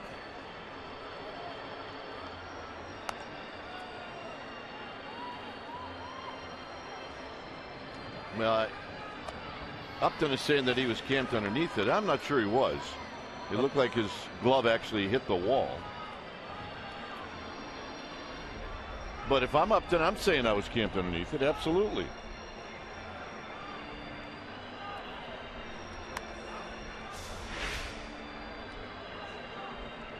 Right here, he's camped up. And watch his glove hit into the wall right here. Now, they may rule that because his glove hit the wall that he was not in position to catch it. If that's the case, then it's a ground rule double. Yeah. If they rule that he interfered, he's out. And Bruce Bochy is going to come bouncing back out of that dugout, I would imagine. We'll know shortly. So they're going to give him the double. And I think that's a generous call. And by now, Freddie Gonzalez, the skipper of the Braves, he has seen the replay himself. So he's getting the explanation from Wally Bell, the crew chief. And Wally Bell saying, I think he hit his glove with the fence, and I don't think he was in a position to catch that ball. But it very clearly was interfered with. Yeah, so I'm sure we'll find out after the game the explanation. Yes, he was interfered with. Yes, it would not have been a home run. And they must have thought then that Upton didn't have a chance to catch it. Yeah, Scooter wanted a home run. He was lobbying. He's either saying whoop-de-doo or was that a home run? So here's Sandoval.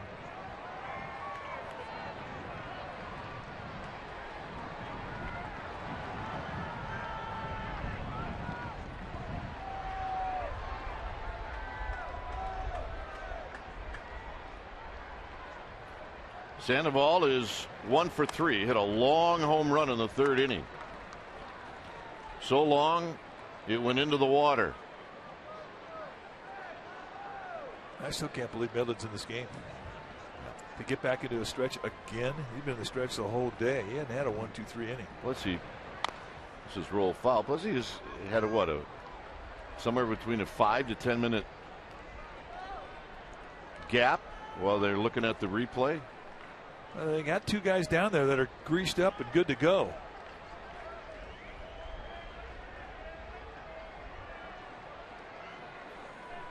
"104 pitches into it." See, he has struggled with his command today, and it has cost him on the scoreboard. 2-1.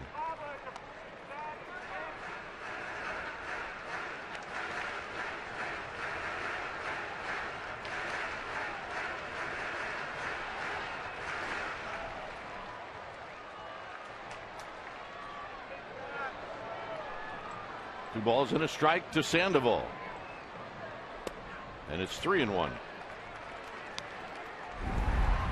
This was the home run that landed in the water. 63rd time a Giants player has hit one into the McCovey Cove. And what was impressive about that is that was not a hanger. That's exactly where the Braves wanted to pitch him. And the walk. And now here comes Freddie Gonzalez. New pitcher coming in when it's time for a change. Think Speedy Oil Change and Tune-Up, your oil change tune-up and smog experts. We'll be back.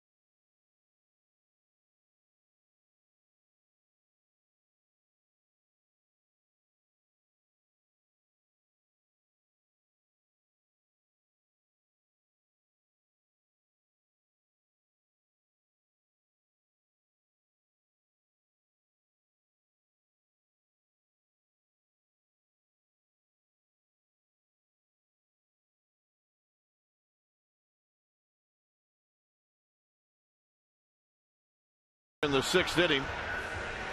And the new pitcher is Corey Gearing. Side armor. Mr. Durability, the 21st time he's come into a game for the Braves. He's having a solid season. 16 base runners in 16 innings, 1.13 ERA. And he is going to come down from below the belt. A big-time sink on that fastball. A nice little slider. It's a strikeout slider, especially the righties. And it's Buster Posey he's facing. And the first pitch breaking ball, 1 ball and no strikes. Posey had an infield hit in the 3rd. He's 1 for 3.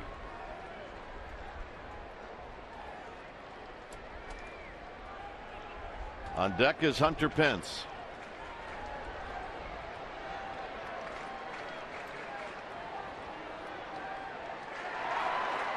And Posey takes high, 2-0.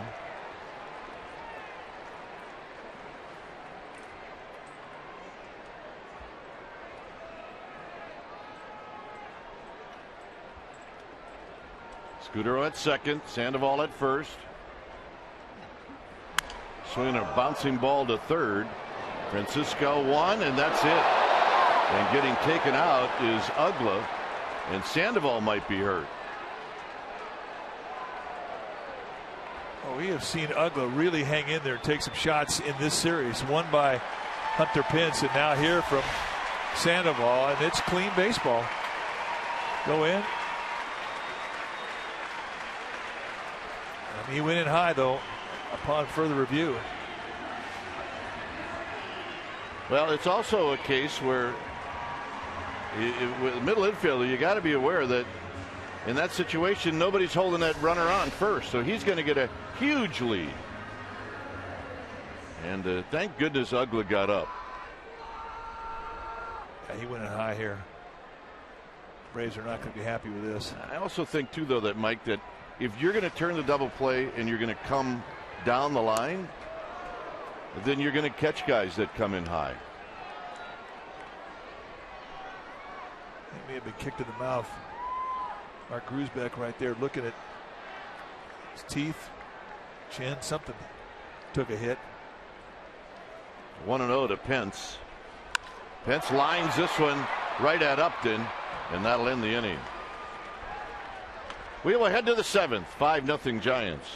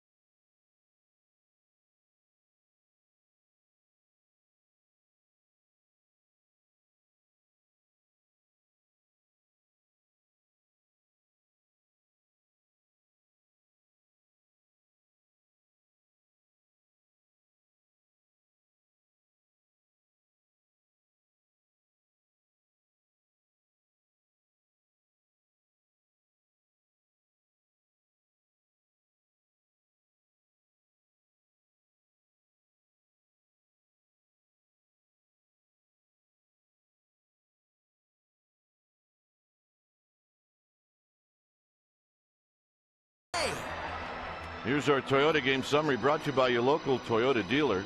Medlin got roughed up for 3 earned runs. He's given up 5 total, or did. Lincecum has been terrific. Sandoval has got a solo home run. Giants have hit 3 home runs today. Belt, Sandoval, and Scudero. And here's Freddie Freeman. in the 8th, and Freeman lines it to right, and it's right at Pence. And Pence goes down to a knee as that ball started to dive to the ground. Freeman can't believe it. He's like, are you serious? Well, the Rockies are coming to town Memorial Day weekend, May 24th through the 26th, and a post-game fireworks show was just added to the Friday, May 24th game. Saturday, the first 20,000 fans receive a World Champions cap courtesy of Dignity Health. And then on Sunday, the first 40,000 fans will receive a Barry Zito bobblehead presented by Bank of America. Go to sfgiants.com, check it out. Here's Ugla, who takes down low, 1 ball and no strikes. Next pitch for Lincecum will be 100. You can see the shift put on by the Giants. Now called the Ugla shift. There's a strike.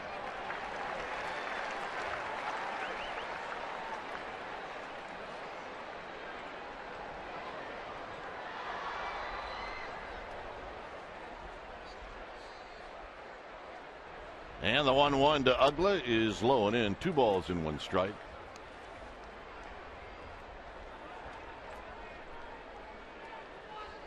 Upton to follow.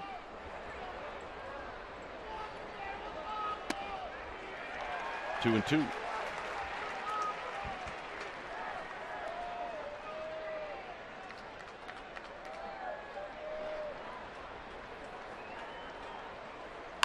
On the ground to Sandoval. Sandoval has it. His throw is in time, and Ugla's retired. 2 outs.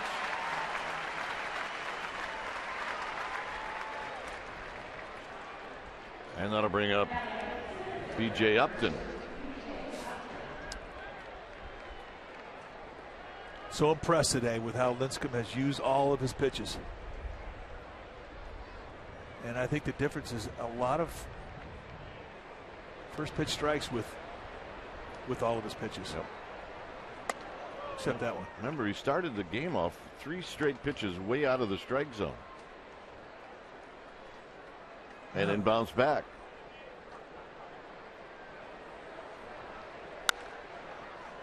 This is pop foul down the right field line into the seats. Well, I mean, and that's what you're expected to do. Whatever you have working that day, you're expected to make it work. And that really is the difference between a thrower and a pitcher. And he has pitched beautifully today. Mom's first game. She's officially a gamer's babe. Happy Mother's Day. All right, Mom. Welcome. 2 balls and a strike. How do you make your daughter proud?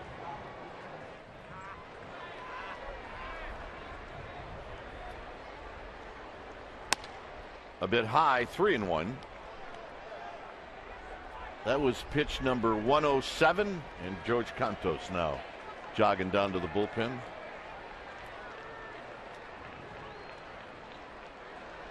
And the walk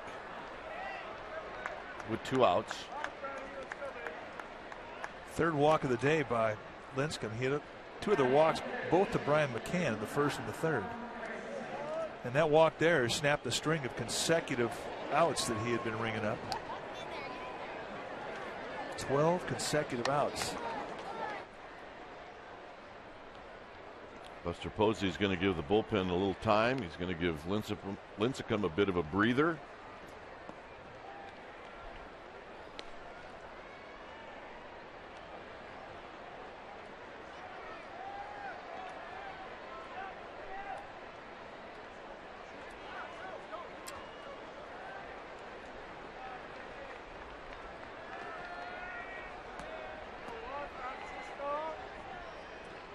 So Francisco now in the box. He struck out twice in this game. And here he takes low for 1 ball and no strikes.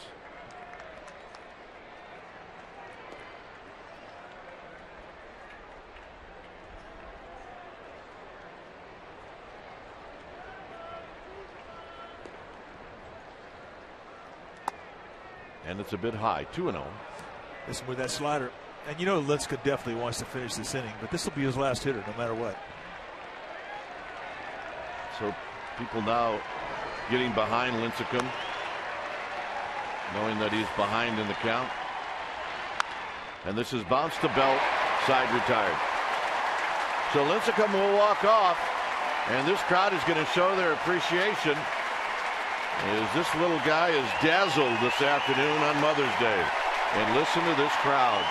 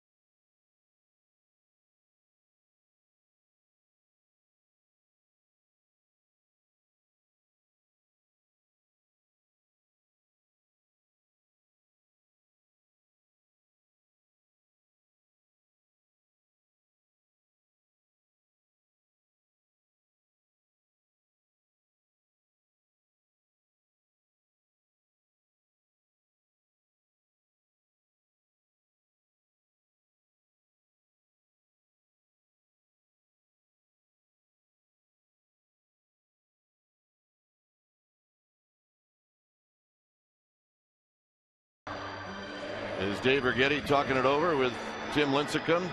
It's 5-0 Giants. When it's time for a change, think Speedy Oil Change and Tune-Up. Your oil change tune-up and smog experts.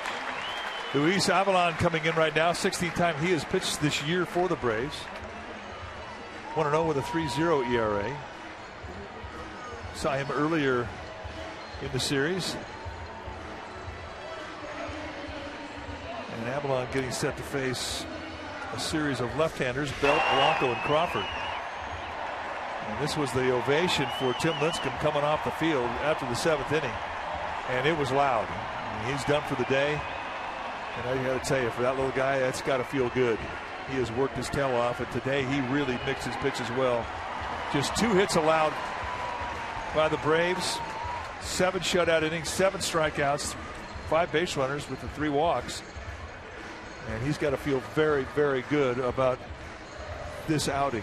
Amy G did a little hit on the baseballs that they're using today, and that's the pink balls with the pink lettering and stitching.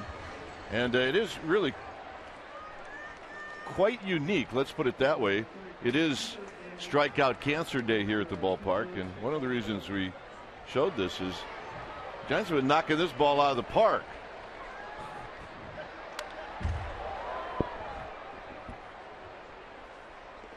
There it is.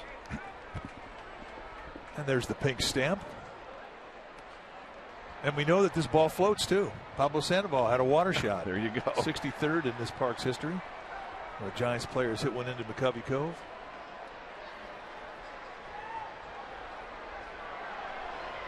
So here's Belt.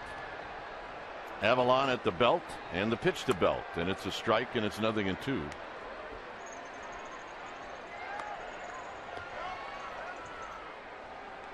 Pena is at third. Simmons comes in. He's at short. And it's 0-2 to Belt.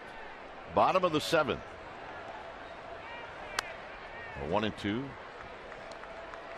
Belt is homered. He's reached on an error and he's walked. He's been on base 3 times. See the defense, how it's set up.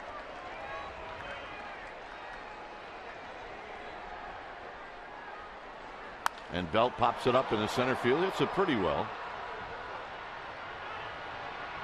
And Upton puts it away.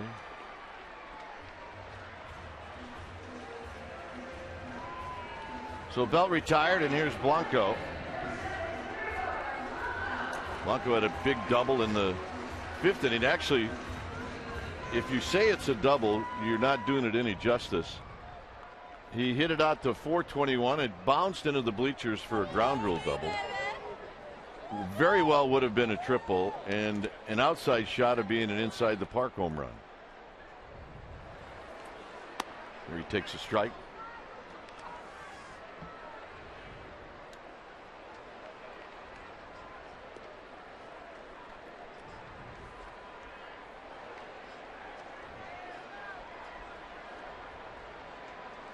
Avalon now deals to Belt, and Belt or make that Blanco, and it's a breaking ball for a strike. Good curveball right there from Avalon. It's got a good fastball too. It'll go low to mid-90s.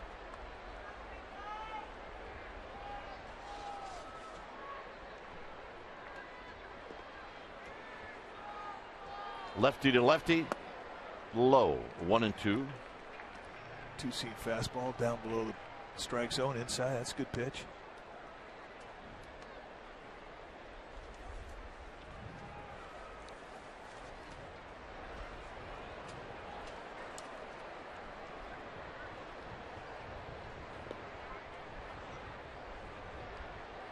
And this is tapped right back to where it came from.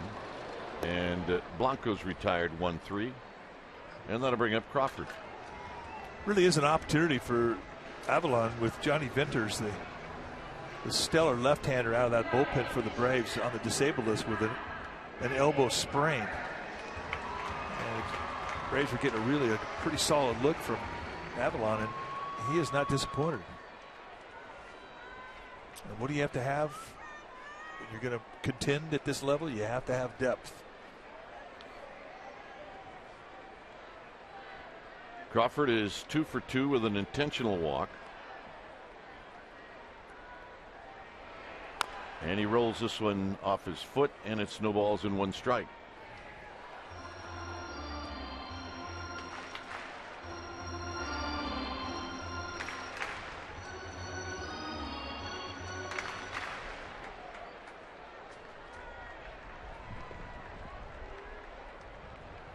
Avalon takes a little bit of a walk.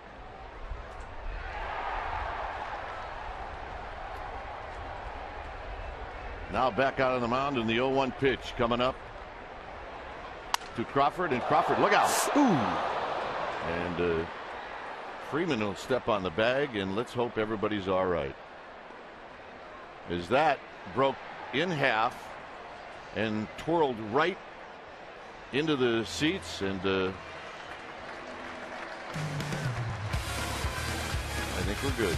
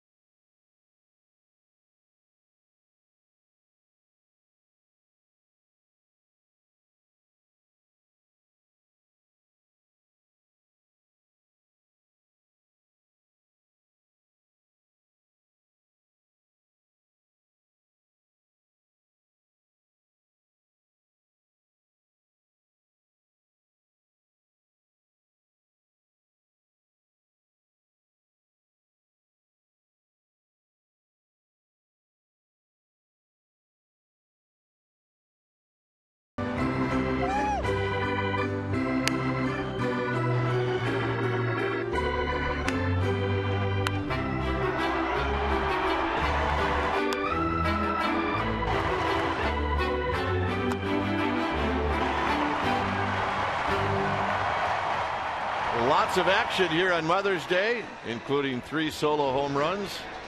You saw the one by Sandoval that went into the water.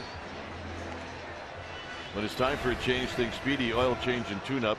Your oil change, tune-up, and smog experts. Mike?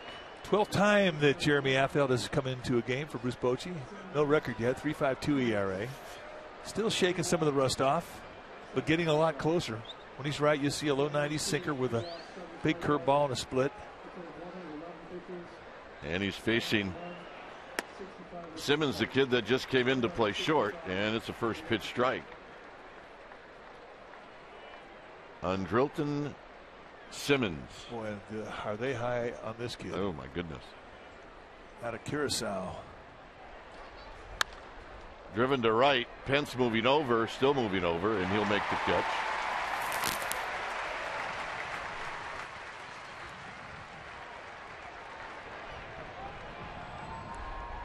There you see Rusty Phillips, one of our ace camera people, and his mother, Consuela, enjoying great seats and a sunshiny day here on Mother's Day. Yep, take care of your mom. Here's Reed Johnson hitting for Schaefer.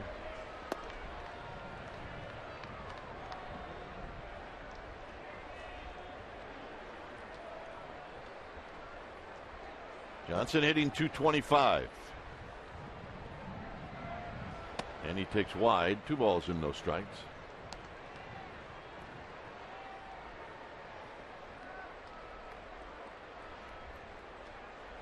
Lincecum goes 7 strong. How about that? Oh, he was fantastic. There's a strike, 2-1. He made so many great pitches with his specialty pitches. The slider, the curveball, the split. I mean, he just, and basically set the fastball up with those pitches. Fantastic outing. Foul back, 2-2. Stay tuned immediately after Giants baseball for Esurance. Giants postgame live. Highlights, reaction, and analysis. It's all coming up right after the game. Now, Tim Lincecum's going to have to feel very, very good about what he accomplished today. This is the outing that he's been very patiently putting together all year. And today it all happened for him. There was no one inning that got away from him. He made great pitches when he had to. His first strike ratio was fantastic. 7 strikeouts on the day for him. Just 2 hits by the Braves. And this is a Braves team offensively that had some big time swagger walking in here. There's a base hit up the middle for Reed Johnson. And Pena will now hit. So the question was asked to Affeldt, what's your favorite food, to all the little leaguers? It was a little leaguer who asked the question. And nobody can read the room better than Affeldt, right? Affeldt named every vegetable out there.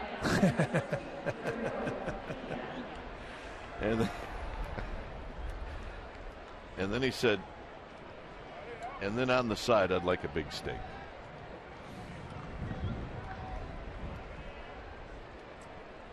Great with kids. Oh, he's sensational. And very articulate.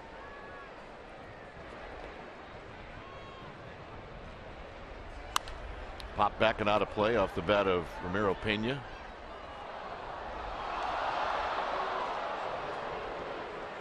Well, that gal right there, she had the chance to get it. A lot of booing going on. Come on, these are moms. And you can't be booing mom on Mom's Day. And she made a noble effort, but had she brought her glove, she'd have just gobbled it up. Yep. More work for Pence as this ball's starting to drift a bit, and he'll put it away. And now here's McCann.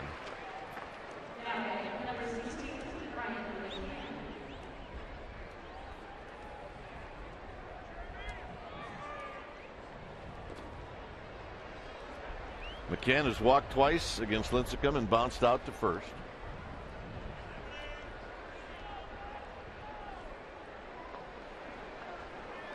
This is the 8th.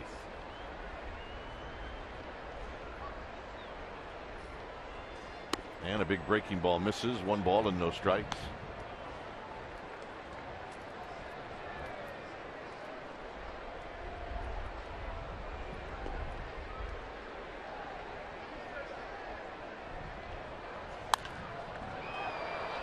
Popped up left side. Who's it going to be? It's going to be two players, and it's going to drop.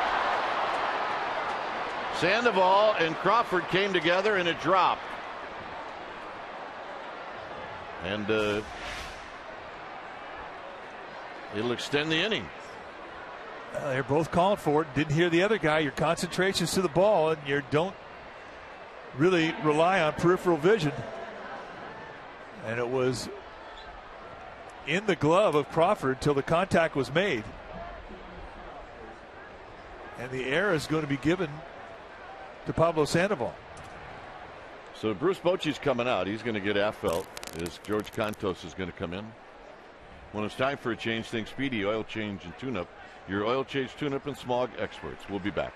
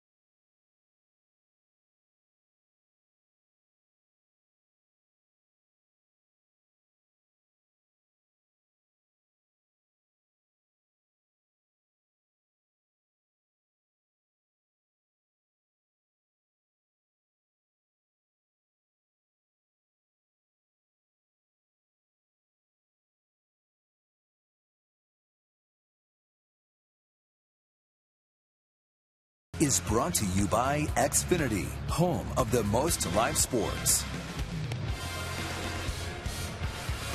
Here at AT&T Park on Mother's Day, it's 5-0 Giants. And the new pitcher is George Cantos. Take a look at the numbers for Cantos. He has been Mr. Durability, 20th time that he has come in. For Cantos, just 19 base runners and 19 and a third with 19 strikeouts. I mean, that's a great combination. Fastball, slider. He's got a curveball and a changeup. We haven't seen many of those pitches. Pretty much it's been fastball, slider, go get him. Well, here's Upton. And Upton on the first pitch pops it into center field. Pagan is relying on Crawford, and Crawford's going to make the catch. Whew. A la Willie Mays. And folks, that might be the play of the day, even though it was just a pop-up. The Braves will strand a pair. I got it. Do I have it? Yes, I do. 5-0 Giants.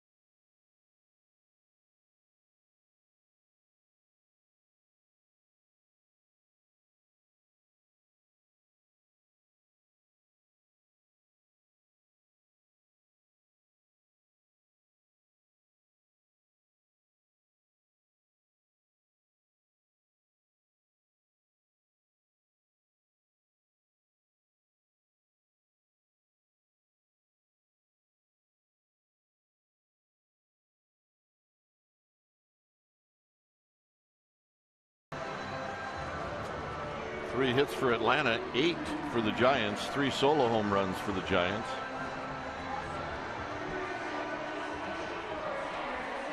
Luis Avalon still out on the mound. The pinch hitter will be Joaquin Arias.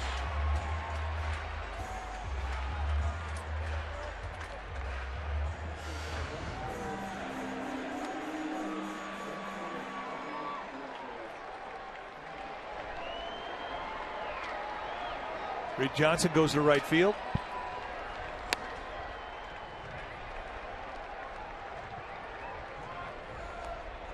So here's Arias. Arias hitting at 172. And on the first pitch, he fouls it back. Really, with Crawford playing every day, everybody else holding down their spots, Arias has not had a chance to play a whole lot. And that has a lot to do with hitting 172.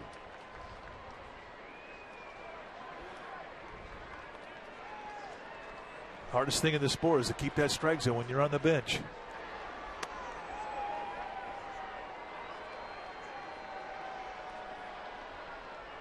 And really the only way to give yourself a chance is just with a ton of extra hitting. Now, I know it's not the same as seeing live pitching in a big league game, but what else can you do? That's it. Go to the batting cages, you know, you what? Put a quarter in and you get what, 10 swings? Well, that was the old days. Now those 10 swings cost you $5. Nubbed off the end of the bat, and it's going to be Ugla who put it away. Stay tuned for the post-game wrap-up in just a bit. And Mike will also talk about the game with Murph and Mac tomorrow morning on KMBR 680. And Mike is at his absolute best when he does his shows from Canada. That's right. We'll be in Toronto tomorrow morning, waking up, doing that show. You're going to be talking Canadian tomorrow morning, baby. I speak fluent Canadian, by the way. Here's Pagan. Pagan is 0 for 3.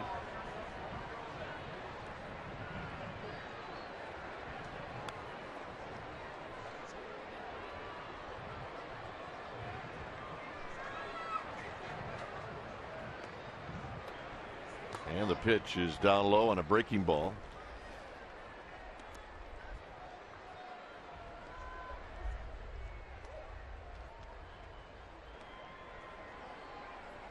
One ball and no strikes. On deck is Marco Scudero.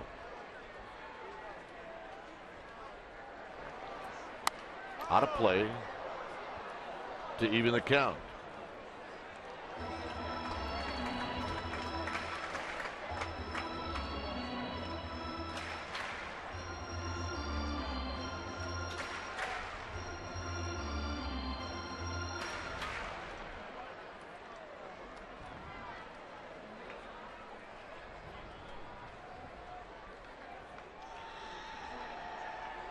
Avalon at the belt, and the 1-1 to Pagan is outside. 2 balls and 1 strike. You saw the movement on that changeup. Just a little fall-off movement that runs away from a righty. And you can change the movement on a changeup just like you can with a fastball by changing the grip. That looked like a 2-seam grip off of the circle change. Pagan hits this one up the middle. Ugla can't get it. It ricochets off his chest. And Pagan, with a speedy turn at first, comes up with his hit. Well, a reminder, One Common Goal, the official Giants commemorative book about the 2012 championship season, is out. The foreword written by Buster Posey, the afterword written by Matt Cain, with just incredible photos that tell the incredible story of that team. You can go to your local Giants dugout store to get it. It's only $40. You can also go to sfgiants.com. Click on the fan tab and get one. It is sensational. I thought you made a good point last night.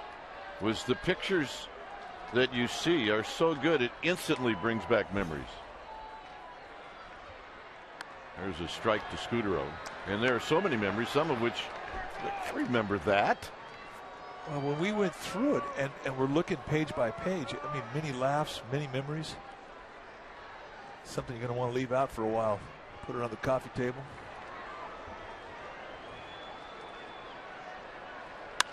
Scudero, foul. There's Conroy, first base umpire, saying, no, I don't think so. Close, though. I mean, boy, you got to be on your toes. One, you don't want to get hit. The other, just really don't expect to get something this close. Wow. Almost looked like it just nicked the corner of the bag. It's as close as you can come to not getting a double. It should have been. Yep.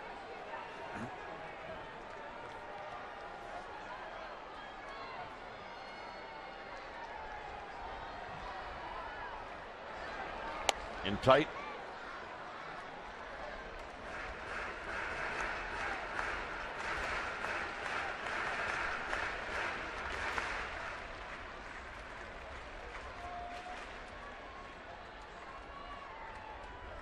Avalon at the belt, and Scudero takes low and away. It's 2-2.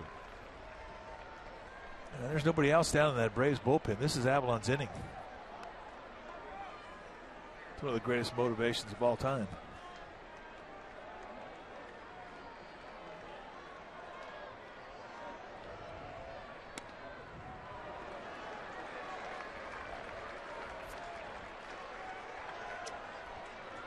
See Javi Lopez getting loose.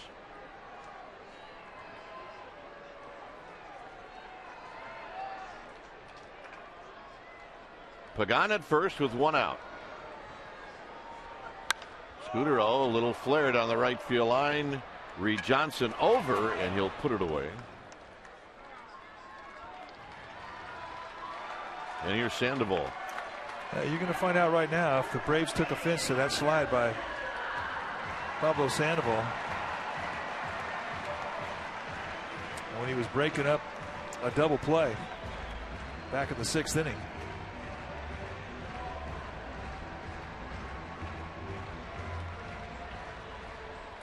He homered in the 3rd. Buster Posey's on deck.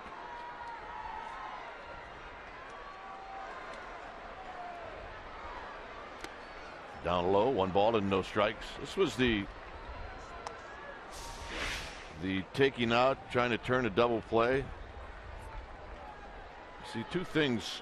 Sandoval did go in high, and Ugla had his momentum actually going towards a high sliding Sandoval. And yeah, I'd be ticked if I was Ugla. Hit up the middle and a base hit.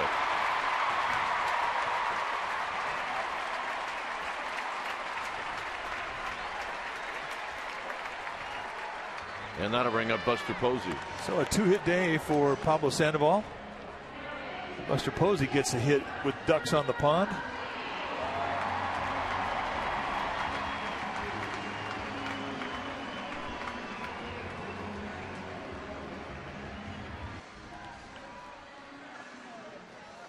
One for 4. That's what Buster Posey is today.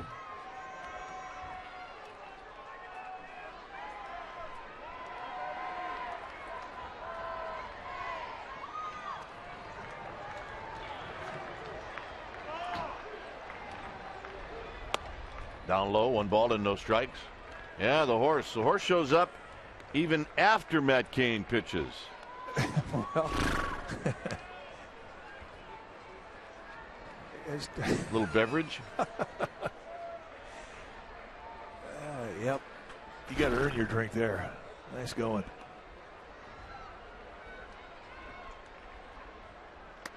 Two balls and no strikes. Well, Matt Cain yesterday was fantastic. Happy My Day. Go Posey. Yep, she is a mother. It is her day.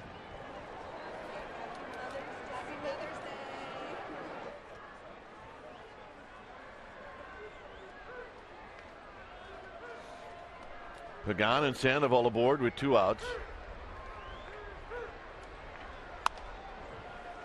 3-0. Avalon, if he has looked down to the bullpen, he hasn't seen anybody warming up.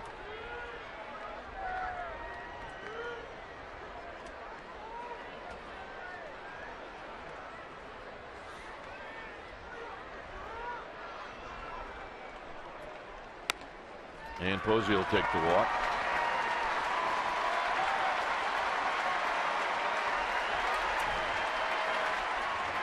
And now somebody will run down. It looks like it's going to be Carpenter. David Carpenter. And Roger McDowell, the pitching coach, is going to come out and talk to Avalon to give Carpenter a little chance to get loose. They don't want to have a guy's year blow up in one inning because they couldn't get somebody ready in time. And David Carpenter is a guy that can get heated up pretty well. He's basically a fastball slider guy. And to establish a fastball on a day like today, you're going to need 10 to 12 in the bullpen, and then you're going to get another 8. So it won't take him long. See the two guys that collided in conversation.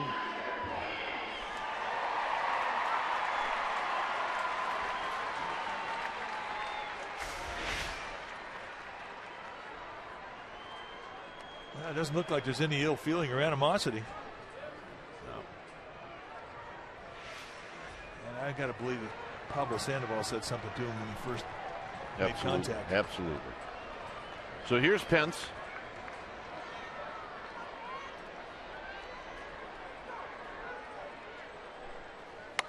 Swing and a miss. Pence is 0 for 4.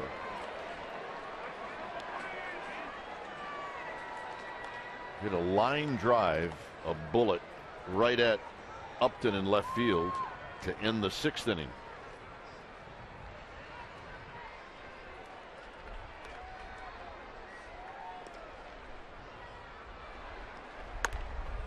And a quick 0-2. 94 to him right across the inside corner with cut. Nice pitch. So if Pence was looking for a fastball, he was not looking middle in.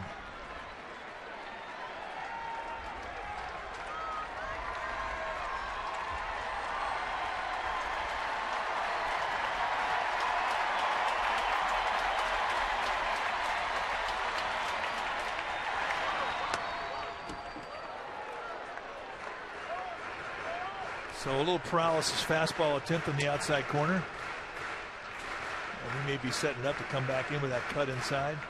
Back foot slider, bounce a curveball. He's got all those pitches.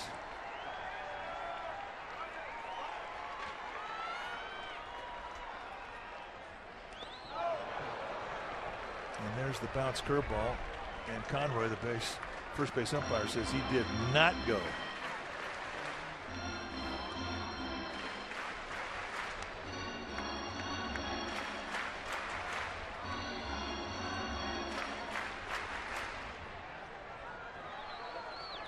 Lopez and Romo in the Giants bullpen.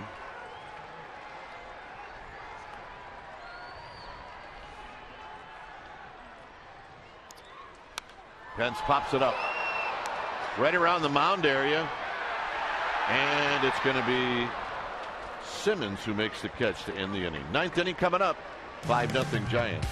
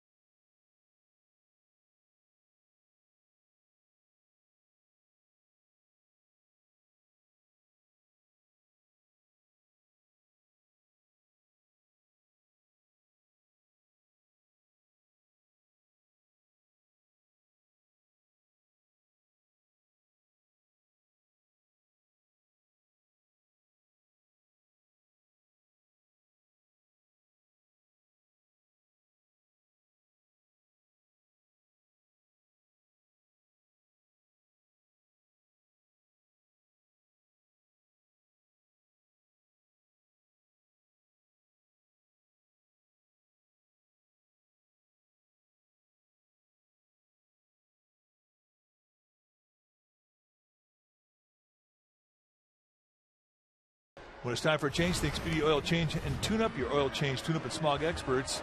New pitcher now for the Giants will be Javier Lopez. 17th time that he has come in. 1-0 with a 3.00 ERA. And it has been a very, very good day for the Giants all around. Tim Lincecum stellar with 7 shutout innings. Just 2 hits allowed, 7 strikeouts. But the Giants, they scored with the long ball today. First of all was an opposite field home run by Brandon Belt. That came in the 2nd inning off of Chris Medlin, the starter for the Braves. And then Pablo Sandoval, to the scouting report, turned around a fastball above the hands. It was a water shot. 63rd time a Giant has put one in the pond.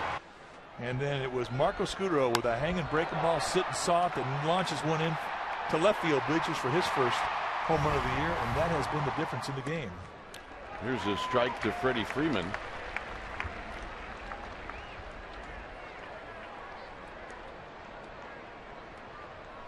Freeman is lined out twice to Pence, and he struck out. Joaquin Arias stays in the game after he pinch hit. He's at third. Sandoval will be a cheerleader the rest of the way. Swing and a miss, 1-2.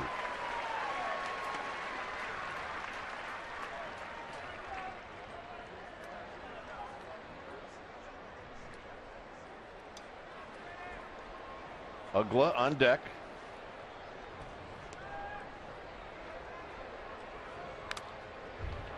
And Freeman hung in there just enough to get a piece. There's the pink shoes on closer Sergio Romo. I do believe he will be in the game. Yeah, he needs to throw a little bit just to stay sharp. Got an off day tomorrow in Toronto. It's been a while since he's been out there.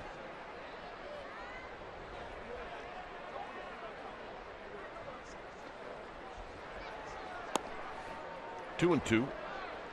How'd the Warriors do? Warriors won today. Even that series up 2-2.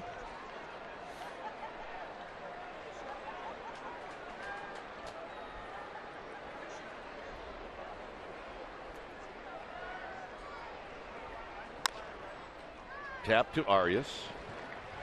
To Belt. And here's Bruce Bochy.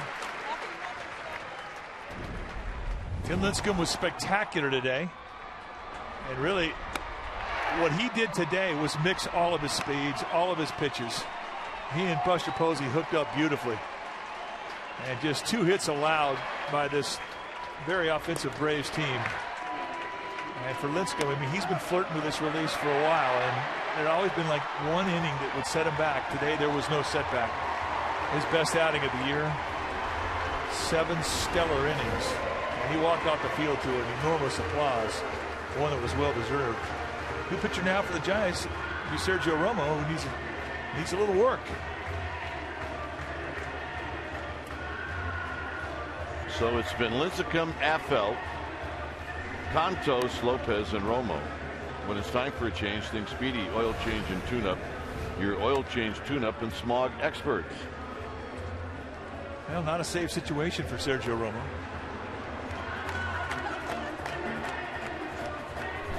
It's great how the closers get their signature song when they walk out, the effect it has on the crowd. Romo's is starting to catch. People are starting to love the vibe that he has coming out of the pen.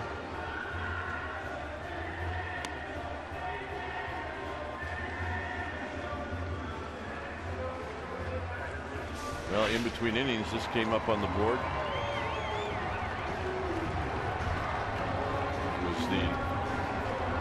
Some highlights, and then at the very end, the final score, and this crowd really dug it a lot. Yeah, it was a good ovation. So congratulations, Warriors. It's now a 3-game series.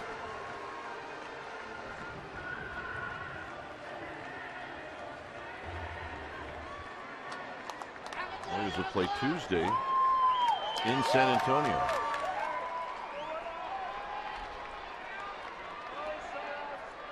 So here's Romo with the pink shoes facing Dan Ugla.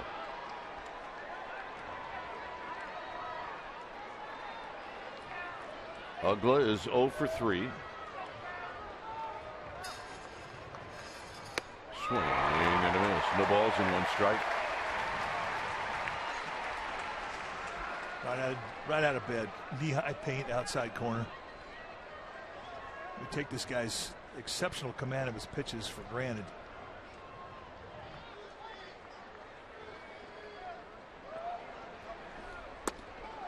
Oh, and 2.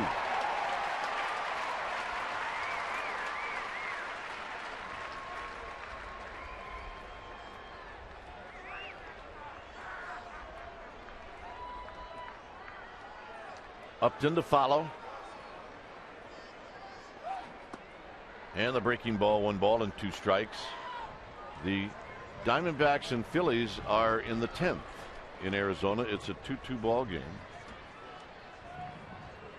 Colorado won in St. Louis today, 8-2.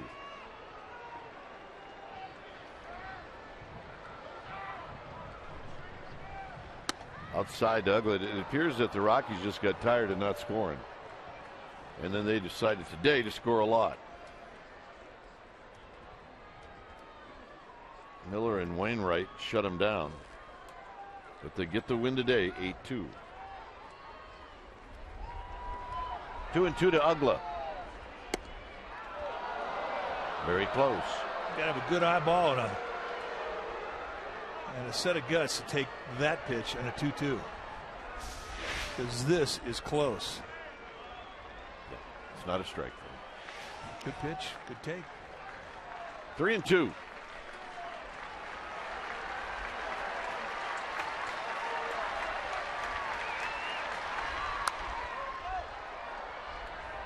Pop back and out of play.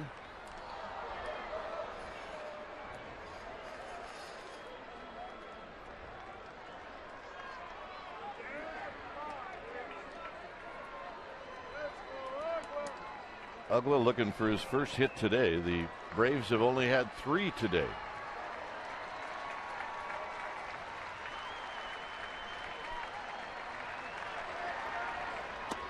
And Ugla takes the walk.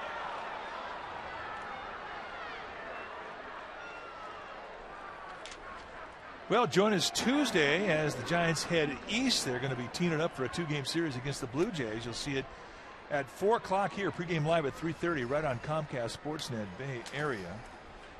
And they're going to see an old friend, Melky Cabrera. On the hill for the Giants is going to be Barry Zito taking on the knuckleballer, R.A. Dickey. So we'll see you on Tuesday for our next broadcast. Upton takes a strike.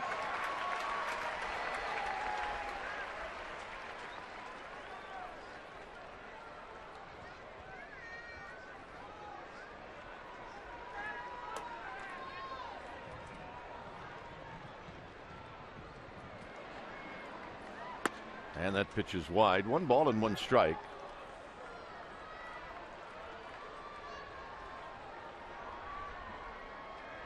Homo unhappy with that last pitch.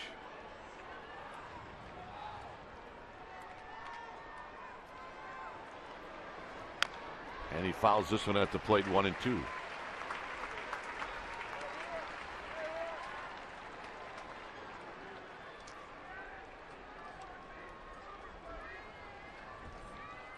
On deck is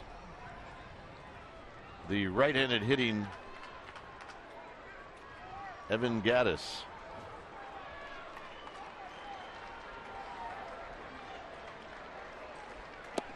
Two and two. Just not biting at that slider. It's a little too wide.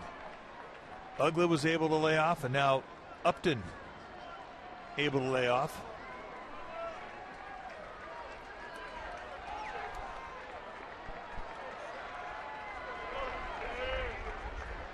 Got him. Not this time.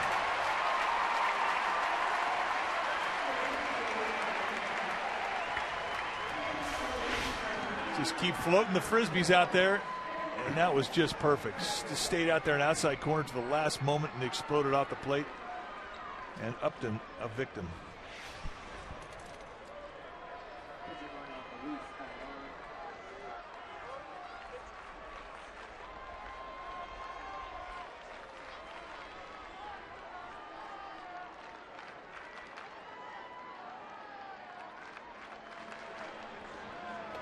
So here's Gaddis, big, powerful right-handed hitter.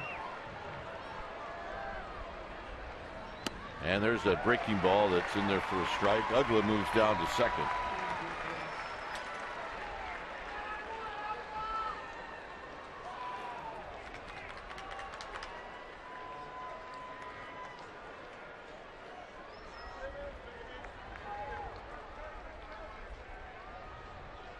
Really out of the squat. Line drive over Crawford into left field, a base hit. Blanco will get to it. His throw will go into second base. And Gaddis with a double and an RBI, and it's 5-1. Hey, watch Gaddis get in that crouch. He was almost as low as Posey was. Gaddis, catcher by trade, has been playing a lot of outfield here for the Braves. Almost a no stride.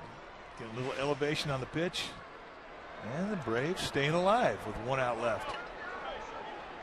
Here's Simmons, I beg your pardon. He came in on a double switch in the 7th inning.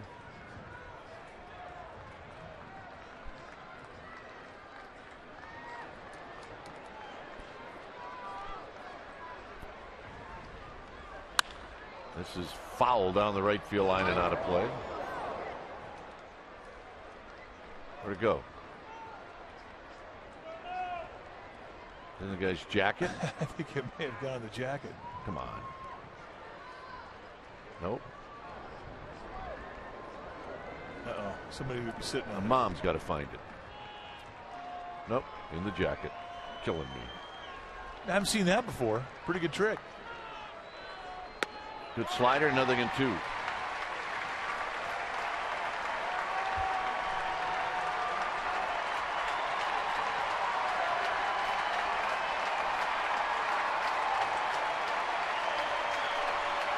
So it's 0-2 to Andrelton Simmons. On the ground to Arias. Arias across the diamond. Got him, and that's the ball game. And the Giants, after losing on Thursday, take the next 3 from the Atlanta Braves. And Mike, a 7-3 homestand. How about that? Well, a 7-3 homestand against the Dodgers, the Phillies, and the Braves. And that's great baseball. So now they definitely have a head of steam going into an off day and then to tee it up against the Toronto Blue Jays. But today was a story about Tim Lincecum. He was brilliant. Yep, I agree. All right, the Giants take 3 out of 4. The final score here on Mother's Day in front of a packed house at AT&T Park. It's the Giants 5 and the Braves 1. Esurance Giants postgame live with interviews in the Rapids coming up. But first, let's go to the Sportsnet Central studio for an update.